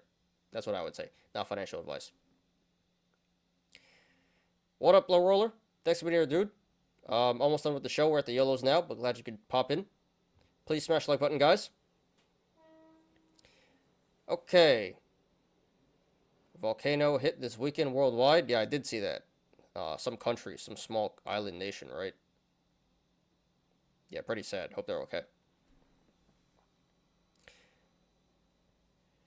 Alright, let's do it, guys. So this one's by Dish Dasher. Margin debit of over 200K. I just logged out of that app and not picking up the phone other than wife's boyfriend. Alright. The message threatens to liquidate to pay the down debt, but the retarded algo that sent out this message does not know I have nothing to liquidate. No stock, no options, no assets, no cash in any account. Is there anything else they can do? So far, I'm just keeping quiet and uninstalled the app from my phone. It's a month now, and so far, no legal notices or no one knocking on the door. At least I think I haven't been home in over a month. Most of it was SPX calls / puts across the period of a week. Alright. So I was going to say, I hope he's joking. He's really not joking. Pretty funny he uninstalled the app, though. Like, like people say that as a joke. Just uninstall Robinhood. You'll be okay.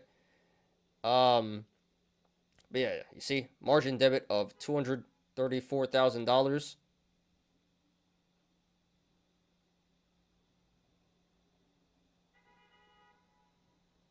And he has a day trade call of $303,000.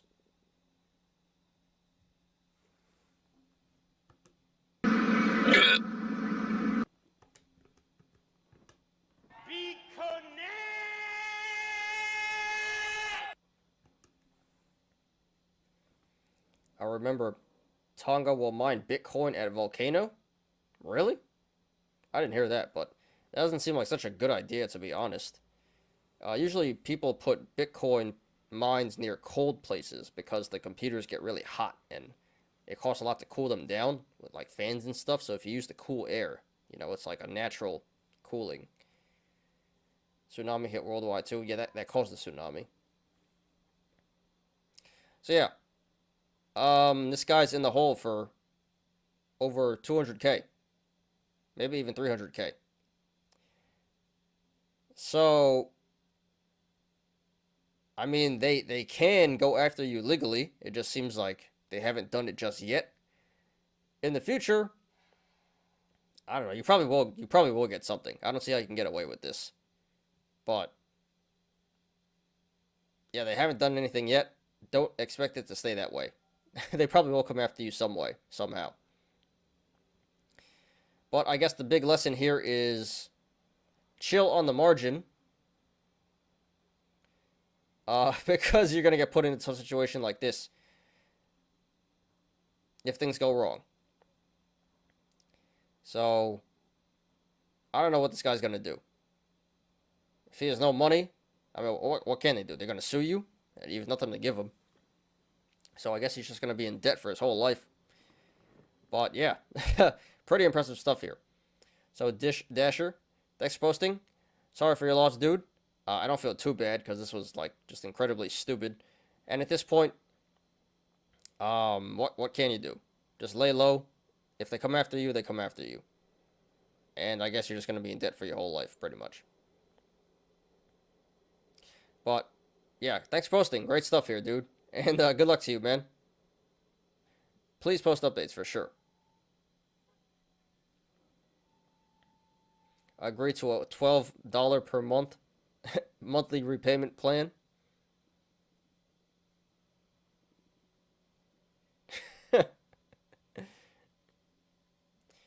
Maybe they negotiate in terms of monthly handies. Yeah, I give them the Wendy's.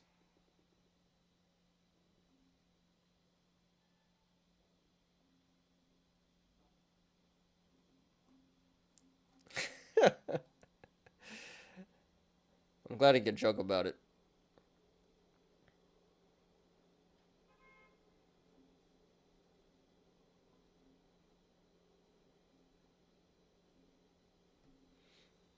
GameStop is 108. GameStop turning like BitConnect. Yeah, a lot of meme stocks are. Wish, Clover, AMC. Yeah, not good for the memes, except for DWAC and BBIG. Underground Volcano. Dogecoin has been holding stronger than AMC and GameStop. Yeah, because they got Elon Musk behind it. That's the difference. When you say gap up or down, what do you mean, Spider-Mark? Well, first of all, thanks for being here, dude. Appreciate you, as always. Alright, so, quick example. So right here. So a gap forms, you see in the chart, this is a gap. When there's literally a gap between two of these candles. And that is formed when, because of aftermarket action. A gap up happens when the stock closes and it opens higher than it did the next day. So the gap, because yesterday or on Friday, this closed, the high was 433. And today this opened at 477, but it went down to 460. But yeah, the gaps are created by aftermarket action. So when the gaps are created, usually they eventually fill. So let me show you an example if I could find one. Okay, so all right, so for example, you see back here, in what is this, August? Yeah, in August, this gapped up at 315.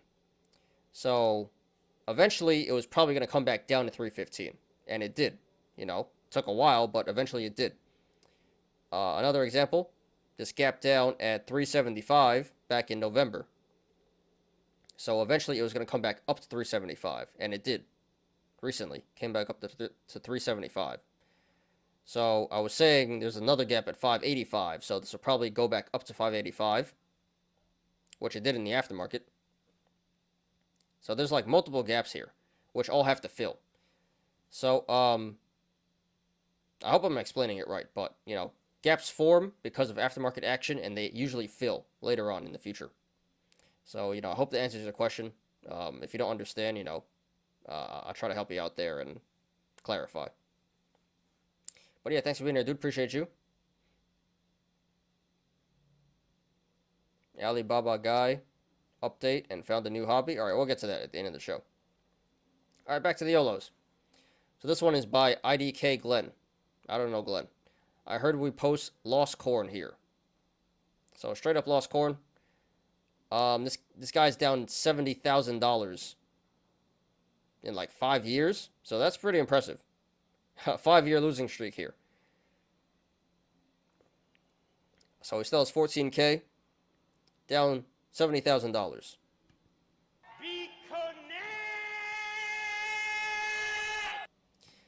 But if you look closely, his account is starting to catch support here, and it looks like a cup and handle. So bearish or so bullish indicator on his account. No, I'm totally kidding. That's a joke. So I'm not really sure how this happened. Probably, it looks like FD Yolos / margin. But, yeah, still has 14K in his account. Possible to make it back. This isn't too bad, actually. I mean, it's pretty bad, but, you know, compared to other posts, 70K in 5 years is not, or 4.5 years is, like, pretty reasonable. Not nearly as bad as other guys on this forum. But, you know, great content either way. So, yeah, IDK Glenn, thanks for posting. Sorry for your loss. Great content. And, yeah, good luck to you in the future, dude. Thanks for posting. So, gaps don't happen during the course of the trading day? No. They happen because of the aftermarket action, like I said. So, you can't gap up during the trading day. You can only gap up in the post / pre-markets. And it opens the next day either way higher than it was the previous day or way lower than it was the previous day. That's how the gaps happen. and they're good indicators to go off of. Angel, Kovac, BBIG going to 100. I don't know about 100, dude, but it is definitely squeezing here. So, I sure hope so, for the ape's sake. But 100, I don't know, dude. But one can hope, right? But, you know, either way, it is squeezing. So, sounds like you're in there. Good luck to you, dude. Hope you guys make some fat tendies. And thanks for joining the show today.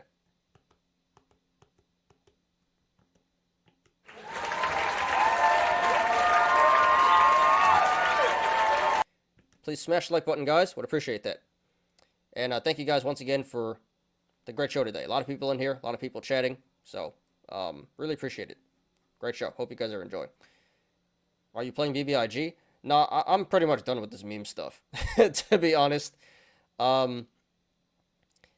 Nowadays, I'm going for more, you know, passive wealth management building. Not really into day trading so much anymore. And to be honest, I've lost money overall playing these memes. So, no, I'm not going for BBIG. But not saying you shouldn't. But personally, I'm taking a back seat from I'm done with this meme stuff for the most part. Except for Dogecoin.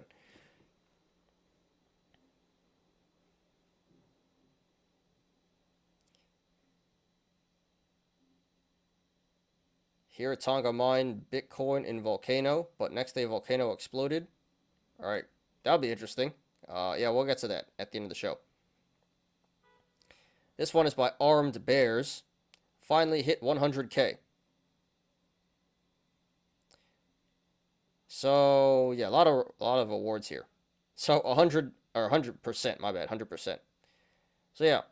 His account is at 17 cents. He successfully lost everything, down $80,000, 100% all time.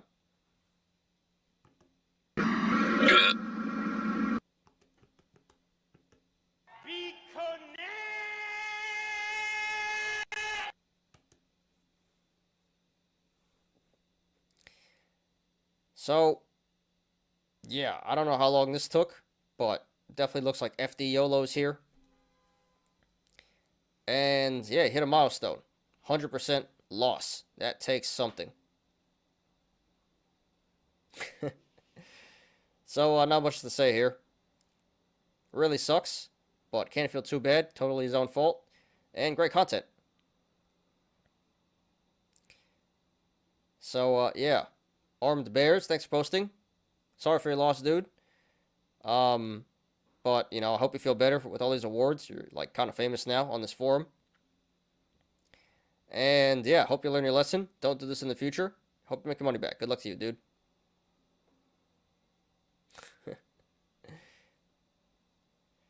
Are you done shorting stock now? No. I'm not going to do it like I used to. I used to, like, actively day trade and short stocks. But now I'm going to wait for, like, better opportunities. You know, go for stuff that's up, like, 1,000%. I'm not going to just straight up short anything every day, but no, I'm not done shorting stock. Just, I'm going to be a lot more selective on what I do short.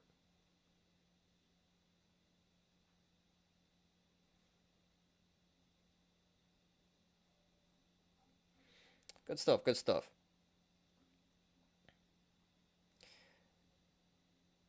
Alright, let's do this one first, actually.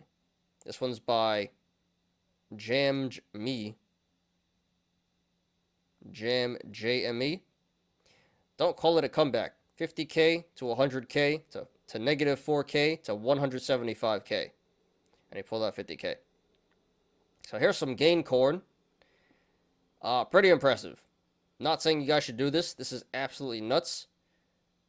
But 50K, so he ran it up 100%, then lost everything and went in the negative, and somehow ran it all the way back up. So I will just say this is not typical. Usually, after you bust, that's it. And somehow he ran it back up. And actually finishes up 200%, 225% here, 250%. Very impressive. So this is definitely just straight up gambling with FD Yolos. And he somehow managed to dig himself out of a hole here. Again, not typical. So don't try this, guys. Don't attempt this. Not very smart. But yeah, this is great content here, and I'm glad he got out of there with an actual gain. And I guess at this point, it's house money. Why do I have a feeling it's gonna go back down to 0? I don't know. But yeah, JME. Thanks for posting. Congratulations to you, dude. I'm really happy for you. Glad you can get out of here with an actual gain. And I don't know, dude. Maybe you should just pull everything out and chill with the FD Yolos, because, you know, longer term, I don't have a great feeling about this. But regardless, thanks for posting. Great content. Congratulations, and good luck to you in the future.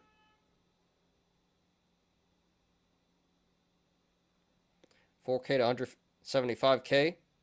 Netflix needs to make a movie about you.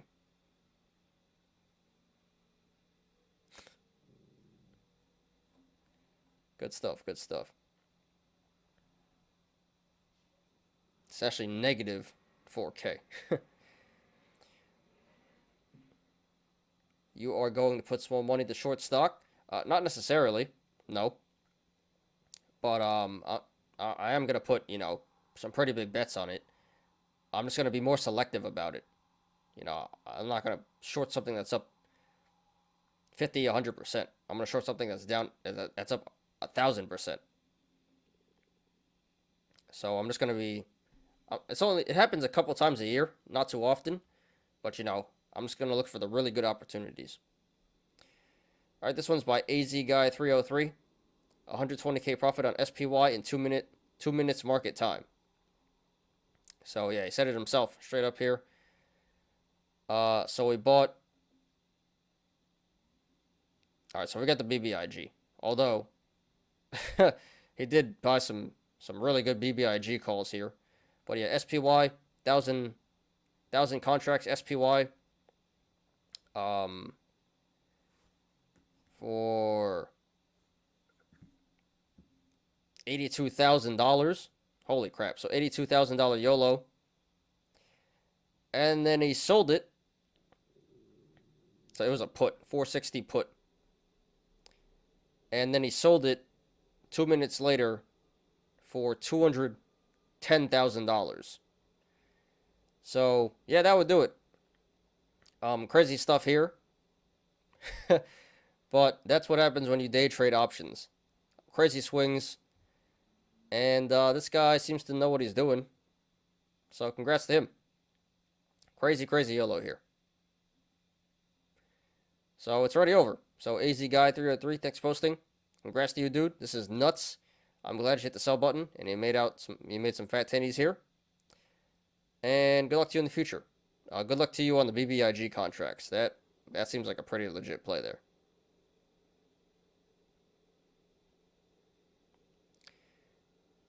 All right. Wow, we bought these on Friday. Holy crap. Yeah, those are probably printing. So good luck to you, dude. Thanks for posting. And please post updates. I want to see those BBIG plays. Not even my biggest arts hard play. Account's actually up 900K for the day, but can't share that. Insane. You heard Crypto.com news. They suspended a few hours withdrawal. Yeah, we went over that earlier in the show. We did cover that. Walmart jumping crypto bandwagon in the news. If your PayPal frozen, they file lawsuits. Why would your PayPal be frozen? Who's filing lawsuits? I didn't hear about that one. All right, a couple more here. By King N0, King No. I feel like Lady Tsunade from Naruto right now because I don't win. Is this a bad omen or something? So for those of you who don't know, Lady Tsunade is a gambling addict in the show Naruto. But yeah, here we have Activision Blizzard. 100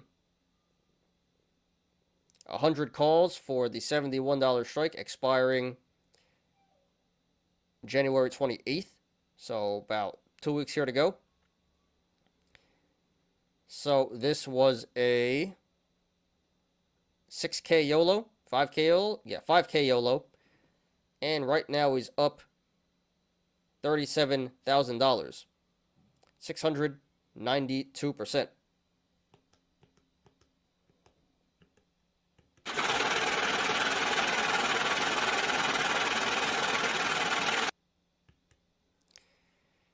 So, what a swing, what a swing. He was actually down.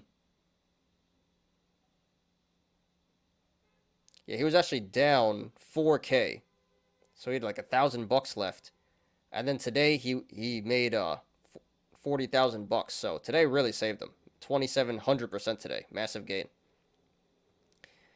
So this went from being almost nothing to a major win here today. And yeah, at this point, only one thing to do: hit the sell button. Hit the damn sell button. Secure the gains. You got so lucky here. Don't ride it out. Hit the sell button for sure.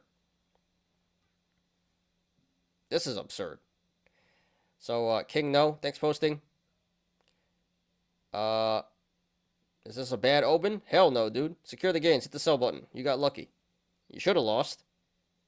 You got extremely lucky. Hit the sell button, dude. But yeah, thanks for posting. Congrats to you. Please hit the sell button. And please post updates. Realize it or it will disappear. Not financial advice. So he did sell. He did sell. Good. Good, good, good.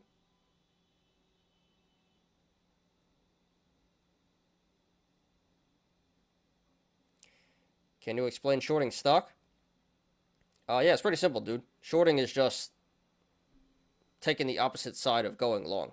You know, going short means you bet on something to go down. It's a bit more complex, and really only like hedge funds do it, but yeah, basically you open a margin account, and you can short stock. You just bet on stuff to go down. So instead of hitting the buy button, you hit the sell button, and then you would buy it back to cover. But yeah, in short, shorting just means you're betting on something to go down and not up. It's a little more advanced strategy, but you know, a lot of people do it. It's a great strategy to have in your arsenal. So that's the simple version. Yeah, yes, like buying puts. Essentially, without the, yeah, it is like buying puts, yes. The simplified version, yes.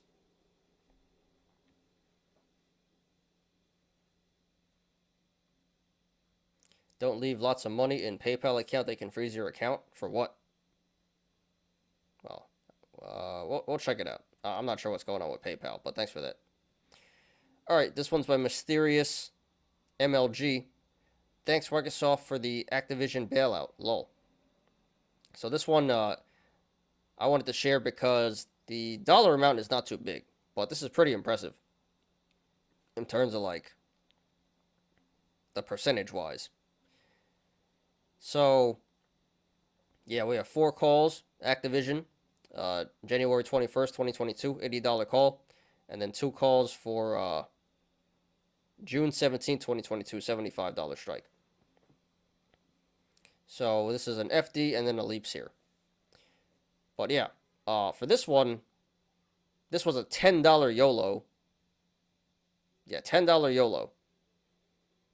Put in $10 and he made $1,610. Almost a 16,000% gain there. Holy crap.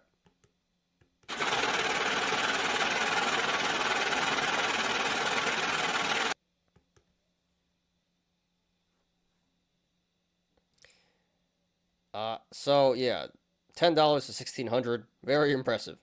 Some great gain core in there. And this one is pretty good too. This was a $600 YOLO, not even like 500. $30 YOLO, and he's up 1,400 on that, 260%. So yeah, the number amount's not so impressive, but some fat gains here in terms of percentage wise. So you rarely see 16,000% gain. So very impressive. So Mysterious MLG, thanks for posting. Congrats to you, dude. Hit the sell button. Hit the sell button for sure. Cause it'll probably go down. It's not at $80. Hit the sell button before you lose it. But yeah, thanks for posting. Congrats to you, and please post updates.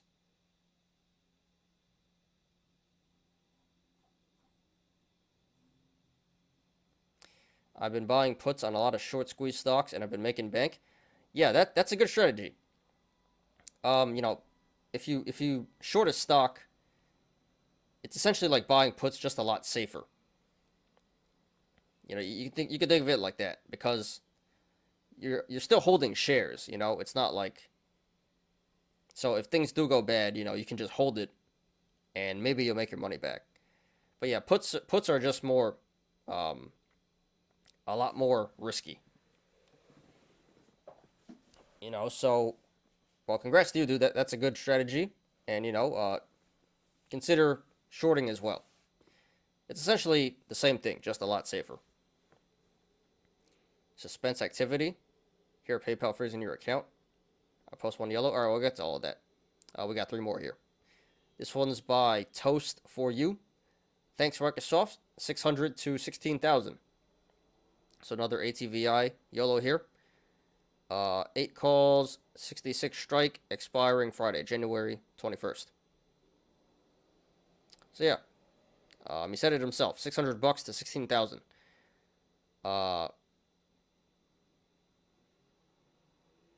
1,885% gain there.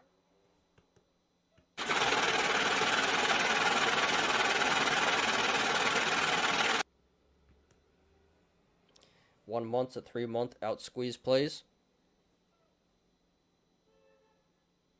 Not sure what you mean there. You mean you hold the puts for 1 to 3 months? Anyway, it's a good strategy, dude. Because, yeah, you know, it's a lot easier to catch the top than to catch the bottom. That's why people underestimate shorting and buying puts. It's a pretty good strategy. BNGL. Thanks for being here, dude. Appreciate you. PHUN has been following DWAC. Yeah, it usually does. It has the whole time. You know, they have a partnership together. And, yeah, PHUN trades in sympathy with DWAC. It has ever since it launched. Same with CFVI. Not as much, but, yeah, all of those, you know, Trump conservative social media stocks do tend to trade in sympathy with each other. Puts, depending on how volatile the stock is. Yeah, that's another thing. You have to consider the volatility. Because when IV is high, implied volatility, it's really not a good idea to buy options, because the stock can go down and you still lose money if the IV is too high. So, in a situation where the IV is high, it's better to buy to short it than to just straight out buy puts. You know, so that's one thing you have to consider when deciding on puts or shorting. Are you ready for snowstorm this weekend? Yeah, I'm ready. I mean, there's supposed to be a snowstorm for the past month, a few snowstorms, and it hasn't been that bad. So I hope it doesn't happen, but we'll see what happens. Isn't it mostly a sympathy play? Yeah, for sure. It's like, that's exactly what it is. that's all it is, actually. All right, anyway, so this one's pretty straightforward. Almost 2,000% gain on $600. 600. It's really 800. 800 to 16 to 16K. So 15,000%. $15,000 gain here. Congrats to this guy.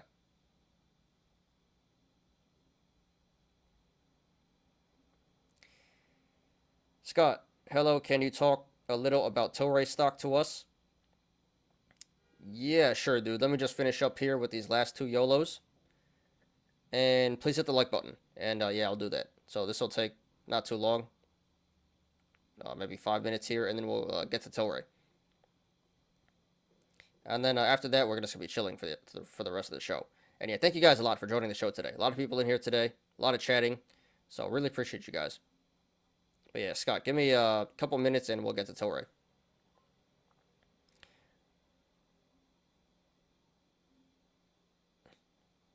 So, another general Activision play here. Thanks, Microsoft. This one's by Cybrosox. Cyber Socks. Thanks, Microsoft, for the Activision bailout. So we're not going to go over the actual plays here, but he made $31,000 today, 223%.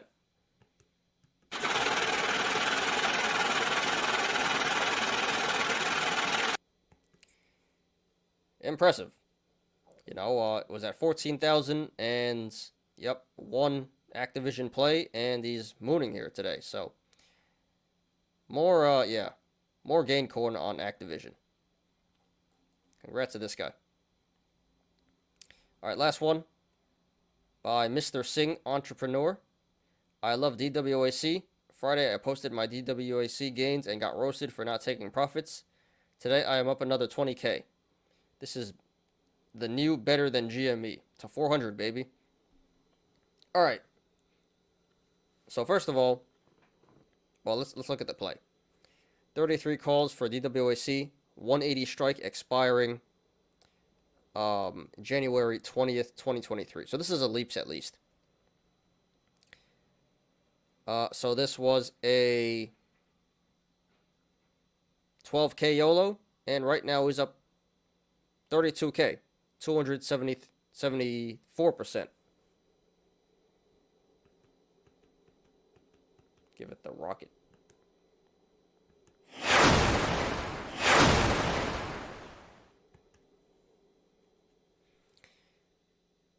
So the play itself, I don't like the strike. That's way out there.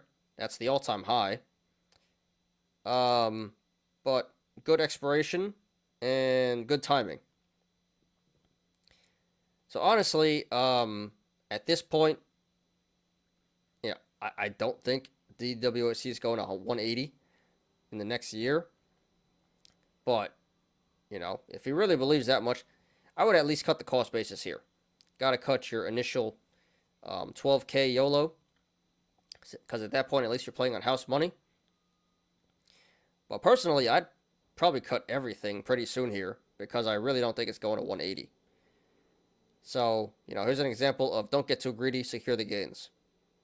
I would at least secure the cost basis, if not everything, because I have a bad feeling this is not going to 180 in 1 year. But, you know, Mr. Singh Entrepreneur, thanks for posting. Congrats so far. And all I got to say is don't get too greedy. You know, take something off the table, at least. At least the cost basis. But, you know, congrats to you, and good luck to you. Please post updates. All right, let's do Tilray for Scott. And then we'll look at a few of these links from Low Roller.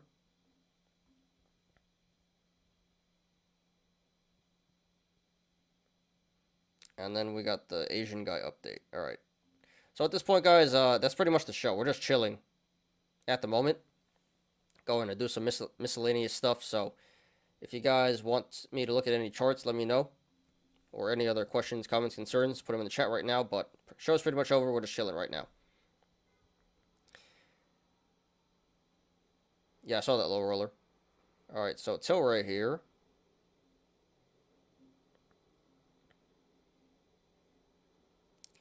So I'd be careful with this because this is officially a meme stock now. I don't really think it is, but this is considered to be a meme stock.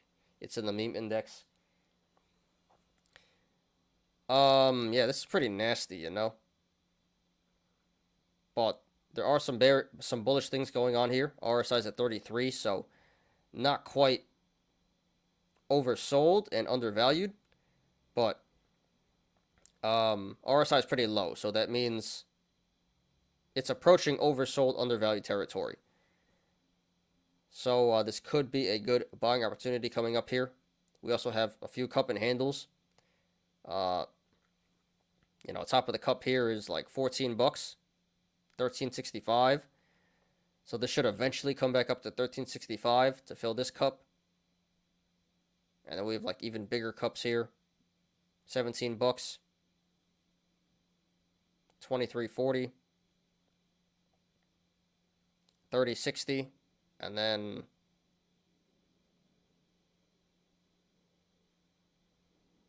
Anyway, so yeah, this one, it still looks like it may keep going to the downside,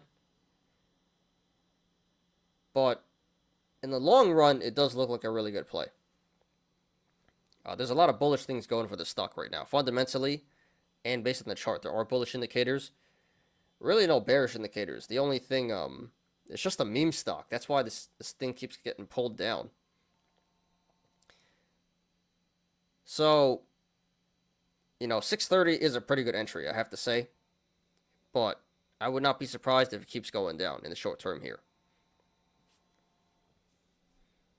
So, just the next supports I have here would be 1615, 540. So I'm not sure if you're already in, Scott, or what, but if it keeps going down, consider averaging down at 1615, 540. And then 465. I don't have any support here below 465. So, yeah, not sure what your current position is, but that's what I would say. If it pulls back to 1650, 1615, 540, and 465, then those are some good entries to buy in and average down. I really can't say how low it's going to go, but, if you're in it for the long term, it does look like a good buy. There's a lot of bullish things going for the stock. And it really can't go too much lower. This is getting pretty ridiculous here. So, yeah. Great long-term buy. If it keeps pulling back, average down at these supports that I mentioned before. Hope that answers the question, Scott. I feel bad with your grandma about Tilray. Yeah, she keeps complaining all the time. Like, damn, Tilray. I thought they legalized. What's going on? And I'm like, I don't know. I really don't know. Your grandma averaged down Tilray? I don't think so. I think she's just holding. Alright, what do we have here?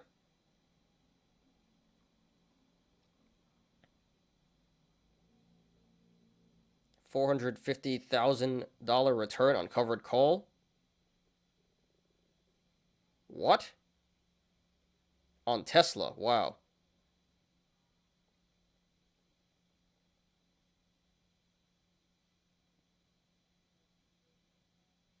Okay, I see what happened here. So he didn't make 450K on the covered call, but he made it because Tesla is going up so much. Oh, it already expired. It's going to expire. Wow, that was a good play.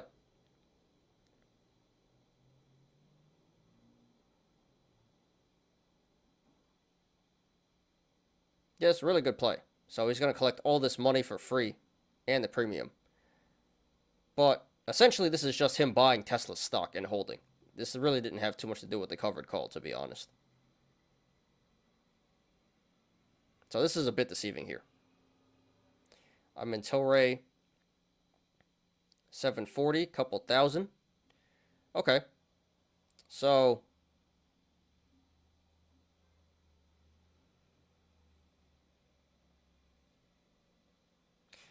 yeah, I would say, and this is not financial advice, Scott, but if it hits 1650, consider averaging down.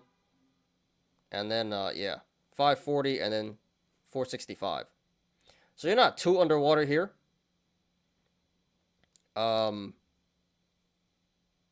But, yeah, like I said, it still looks like it could keep pulling back, so be prepared to average down, I would say, if you want to. But, yeah, it's not too bad, dude. 470, you're really not that underwater yet. But, if you want to, consider averaging down. SoFi gets approval to become bank. Is that breaking news? It is breaking news. This is mooning right now. Wow.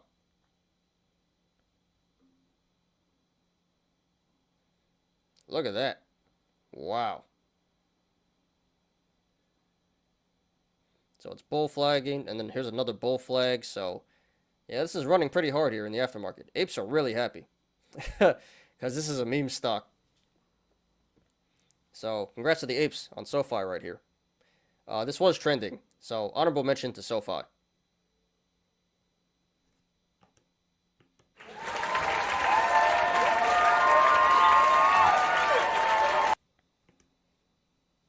He turned $460 to 450,000 because it's not actually $460. It's 460 times 100 because he sold the covered call.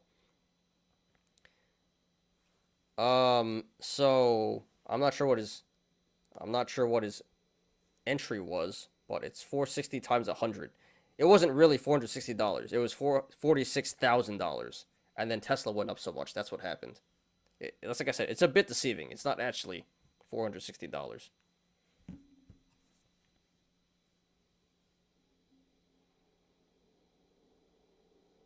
The Discord I help admin for is all over this. I mean, yeah. I think the apes have been screaming for a while, like, this catalyst is going to happen. And it finally did. So, yeah, great news there. But I will say it's gonna gap. It's gonna gap at 1310. That's what it opened at today. So if it opens at 14, it's coming back to 1310. It's coming back to 1310. So, you know, consider selling. If I was him, I'd consider selling.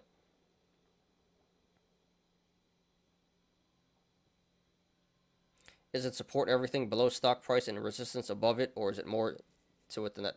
That's exactly what it is. Yeah. Support is below current stock price, resistance above. You got it. You got it, Spider Mark.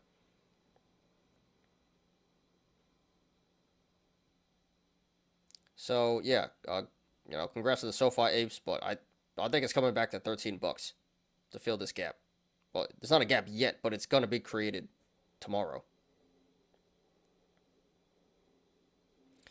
PayPal faces lawsuit for freezing customer accounts and funds.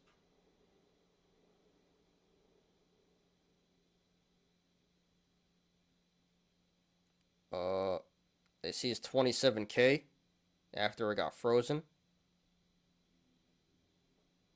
Been using PayPal to buy and sell clothes on eBay to exchange money for a poker league she owns and for a non-profit. And seized 42,000 from this guy. And third guy, they seized 172,000.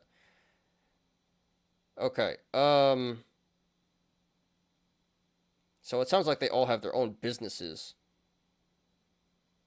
And they seized it because it looks suspicious. But that's kind of dumb. Like, they should ask you what's it for. They can't just take your money like that. Yeah, they should give their money back. This is ridiculous. But you know, they got power like that. You got more comments down here. This guy got 10K seized. This guy got 1,600 seized. And this guy got 12K seized. So, this happens a lot, apparently. So, yeah, should probably pull your money as soon as possible, for sure. Because if it looks suspicious to them, they'll seize your money. It is pretty much racketeering. That's pretty sad. Hope they win these lawsuits.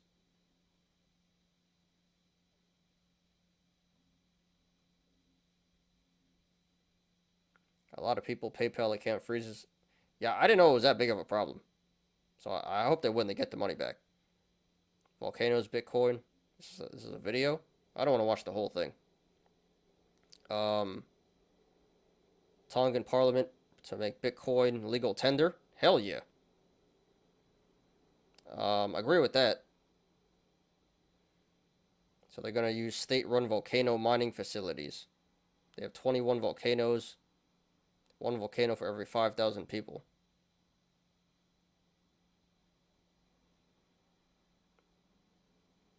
Alright, so they're going to use the volcanoes for electricity. That's what it is. I see. So that's a pretty good idea, you know? They're going to use natural energy to power their mining operation. But cooling them down is going to be something else. Because you need to cool the computers down. Each volcano can generate 2,000 of Bitcoin every day. Yeah, this is a really good idea, but Yeah, that is. I don't think they considered the volcanoes exploding. So I still think it's a good idea. Just they have to consider natural disasters, which is pretty small chance anyway. So that really sucks that happened, but I'm still with it. Minor setback, but they should keep going with this plan. This is really good. I like this. They're focusing on anyone who leans conservative. I can almost guarantee it. Well, what makes you say that, Machete? I mean, I'm not saying you're wrong, but it just kind of seems like, from what I read, it seems like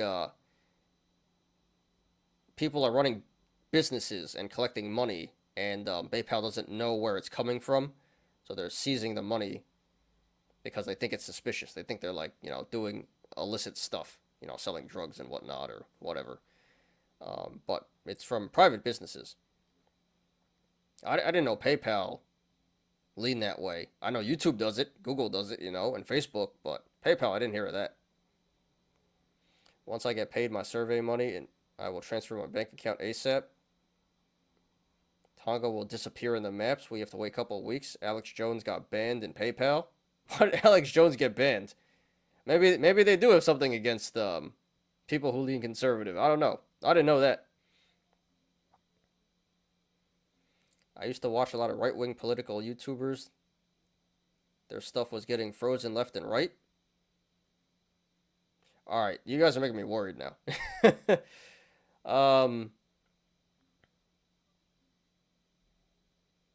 Interesting. Patreon bans Sargon of Akkad. I don't know who that is. Okay. So I knew social media platforms did it. I didn't know that payment companies did that. That's really bad. Because at that point you're messing with people's money. That's pretty messed up. So yeah, I hope they win that lawsuit and get their money back. That's pretty ridiculous. All right, we got one more video here from from Low Roller. See how long this is. 8 minutes. All right, we're not gonna watch the whole thing. Hi.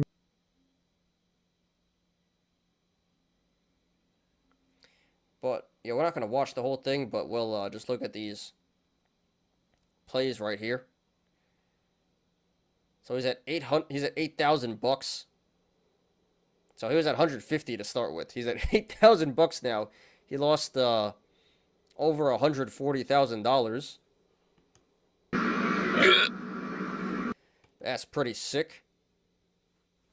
But here he has Boeing, Alibaba, and Bumble. All debit spreads. So, I'm glad this guy is still up in spirits after losing 140K. You can do 2 times video. Yeah, I still don't want to watch the whole thing. Where does he talk about his hobby? All right, we'll go here.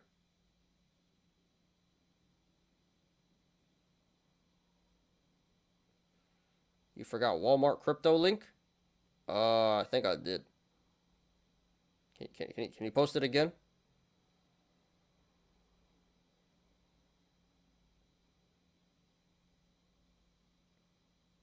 Yep, link it again, and then we'll get to that. Thanks, Machete. All right, let's 2x this. Oops. But yeah, this guy is getting pretty wrecked here on his portfolio. But I'm glad he's taking it pretty well. The shelf that I was going to put here. So let me just show you guys. Maybe it'll just make more sense if I show you guys. So here's my new desk setup. There's the computer. That's pretty cool. Yeah, if you guys can see, this is like a Calyx unit from IKEA, and these are like fabric boxes that I put stuff in. I left the sides open so that I could have enough room to attach things like a microphone. And here's the keyboard tray. It's my keyboard and mouse right here. And on top is my big TV monitor. And as you can see, I can pull it in and out. I can slide the keyboard tray in and out, which is what I wanted. My old desk didn't have that. So the keyboard tray, I actually made that myself. I went to Lowe's. I bought some this like particle board, and then I actually attached it using drawer slides. Attached it to the Calyx shelving unit underneath, and then that allowed it to slide in and out. And it's soft close too, which means no matter how hard I try to slam it, it will close softly. And I also made the monitor slash TV riser on top to, give the monitor more height to allow my keyboard tray to fit underneath it. And this is way more minimal than what I had before. Before, I had a whole bunch of things on my desk all the time. But this is very clear. Saving money. Not much stuff on there at all. You can see the speakers hiding behind my TV monitor. But yeah, there's not much here at all. And most of the stuff, I'm actually hiding in my fabric shelves in the Calyx shelving unit underneath. So yeah, that's my new desk setup. And like I said, since what I wanted wasn't available to just buy on the market, I actually had to buy the materials from Lowe's and put it together myself. And it turned out really well. So I'm happy with my new desk setup. This is something else I also made. This is like a DDR pad. The company that I bought from is a Polish company, LTech pad. And I replaced the panels that you step on with a stronger material. And then I built this wooden base, the wood on the bottom. I got the materials for that from Home Depot. He made a DDR the bar as well, the metal bar. I bought the materials for that from Home Depot, and I put that together myself. And then I believe this was from Walmart. There's like grip tape for tennis tape, like you use for tennis rackets, but I put it on the bar instead, so I can grab onto it, and it feels pretty good. Here's a bit of me playing. I can mute it so I don't get copyright strike, but yeah. He's playing DDR. Now that I have this all set up, I can play in my free time at home. I don't need to go out to the public arcade to do anything. But yeah, so that's something I've been spending my time doing in my free time when I'm not working with my new setup. And I really like the way it looks right now. Like, it's just... All right, that's pretty cool. So he seems like a DIY guy. That's cool. Save money and has fun doing it. And yeah, that's pretty cool desk and computer. Nice setup there. I don't know people who play DDR anymore, but that's pretty cool. He made his own DDR DIY thing there. That's cool.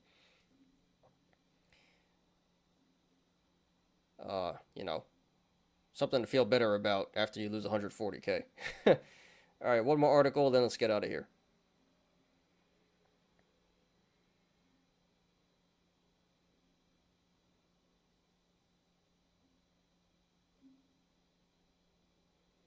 Walmart trademark filings hint at retailers' intent to produce metaverse and NFT concepts. Oh my god. Really? Well, I guess I can't blame them, It's true, everyone's getting into it, so why not?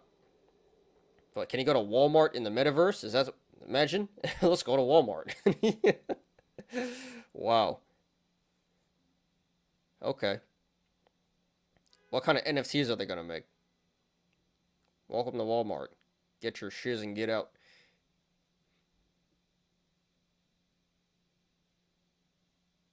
Walmart is preparing to enter the metaverse.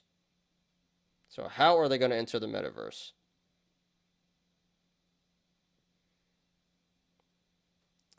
Emerging technologies may shape future shopping experiences. Yeah, see. There's a game that features a virtual version of a Walmart store. So I think you can go into the Walmart in the metaverse and buy stuff, huh? Interesting.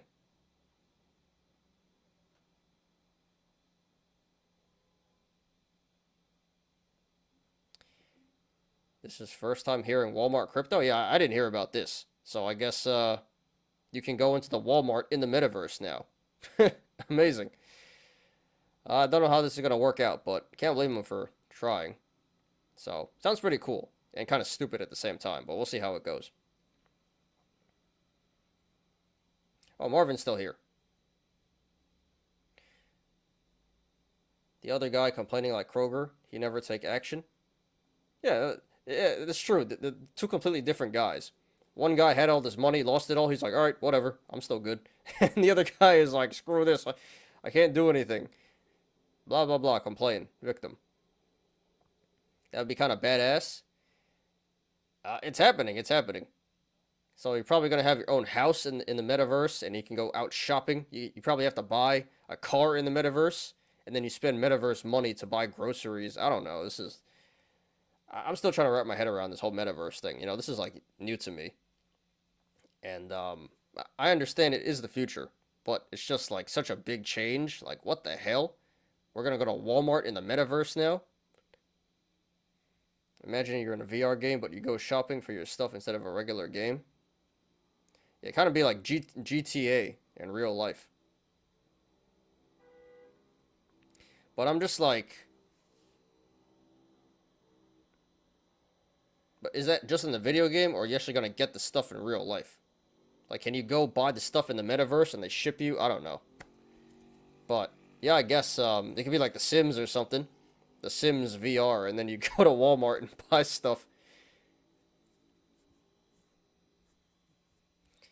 You have competition, Kroger guy, and you who was first to reach 1,000 subs. I'll try my best. We have been growing pretty strong here in the past week. I think it's because of BBIG and DWAC. I got a lot of subs here, so yeah, I definitely try my best to beat them there. No guarantees though, but you know, the community has been growing a lot, so thank you guys for that. Anyway, guys, so that's all I got for today. Went a really long time here today, almost 3 hours, 2 hours 40 minutes. But you know, don't mind. This was a really great show. A lot of content to go over. A lot of people coming in here and chatting. So appreciate everyone. A lot of regulars, a lot of new people, not a lot of new people, a lot of old faces as well. So yeah, I enjoyed. Hope you guys enjoyed. Really great show. Past few shows, past couple of weeks, we've been having some really great shows. So yeah, thank you guys a lot. You know, couldn't do it without you guys. And the community is growing every single day. So glad to see it. Kroger guy got 568. Oh, he's growing pretty fast, huh? Well, I'll try my best, but he might beat me there. That's alright. Not a competition. It'd be cool if I could do shopping in the metaverse and then they actually deliver the shopping items to my house. That's what I was thinking. Like, is it just for the game? And then you, like, eat in the game for your character? Or do you actually buy stuff in the metaverse and it comes to your house? That's what I was saying. Like, I really don't know. But then why would you buy stuff in the metaverse and they ship it? Why don't you just go on the website and buy it? I don't know. This stuff is new to me. We'll see how it goes. But it's definitely an interesting idea, and I'd like to see how that goes. I still don't even have an Oculus. I still need to get on that. But yeah, guys, that's all I got for today. So thank you guys for the show. So anything else before we get out of here? Questions, comments, concerns, charts? That's probably in the plans. Yeah. That'll be interesting for sure. But hey, that's the future. I still can't understand it. I feel old. I'm not even that old, but I feel pretty old now. You know, I'm like not really comfortable in the way we're moving to the future, but got to accept it.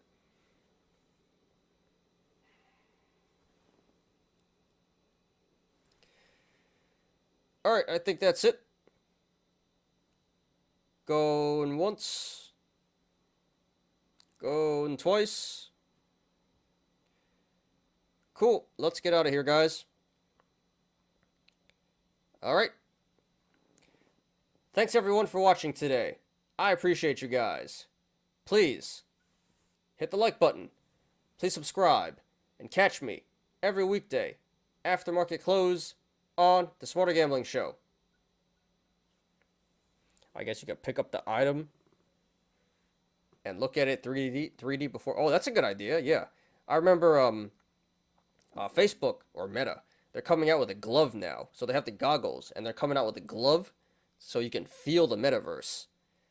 So that's not a bad idea. Yeah, you can, like, you know, actually inspect the item before you buy it for sure. Good idea. And soon it's going to go from a glove to a whole bodysuit. Watch. You're just going to be in the meta bodysuit. Stuff is nuts. The future.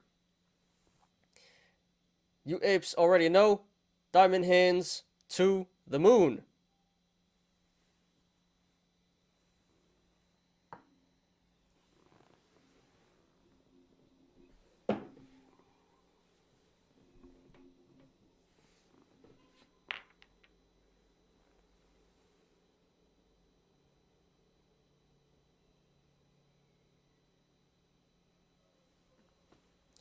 I'm Ty.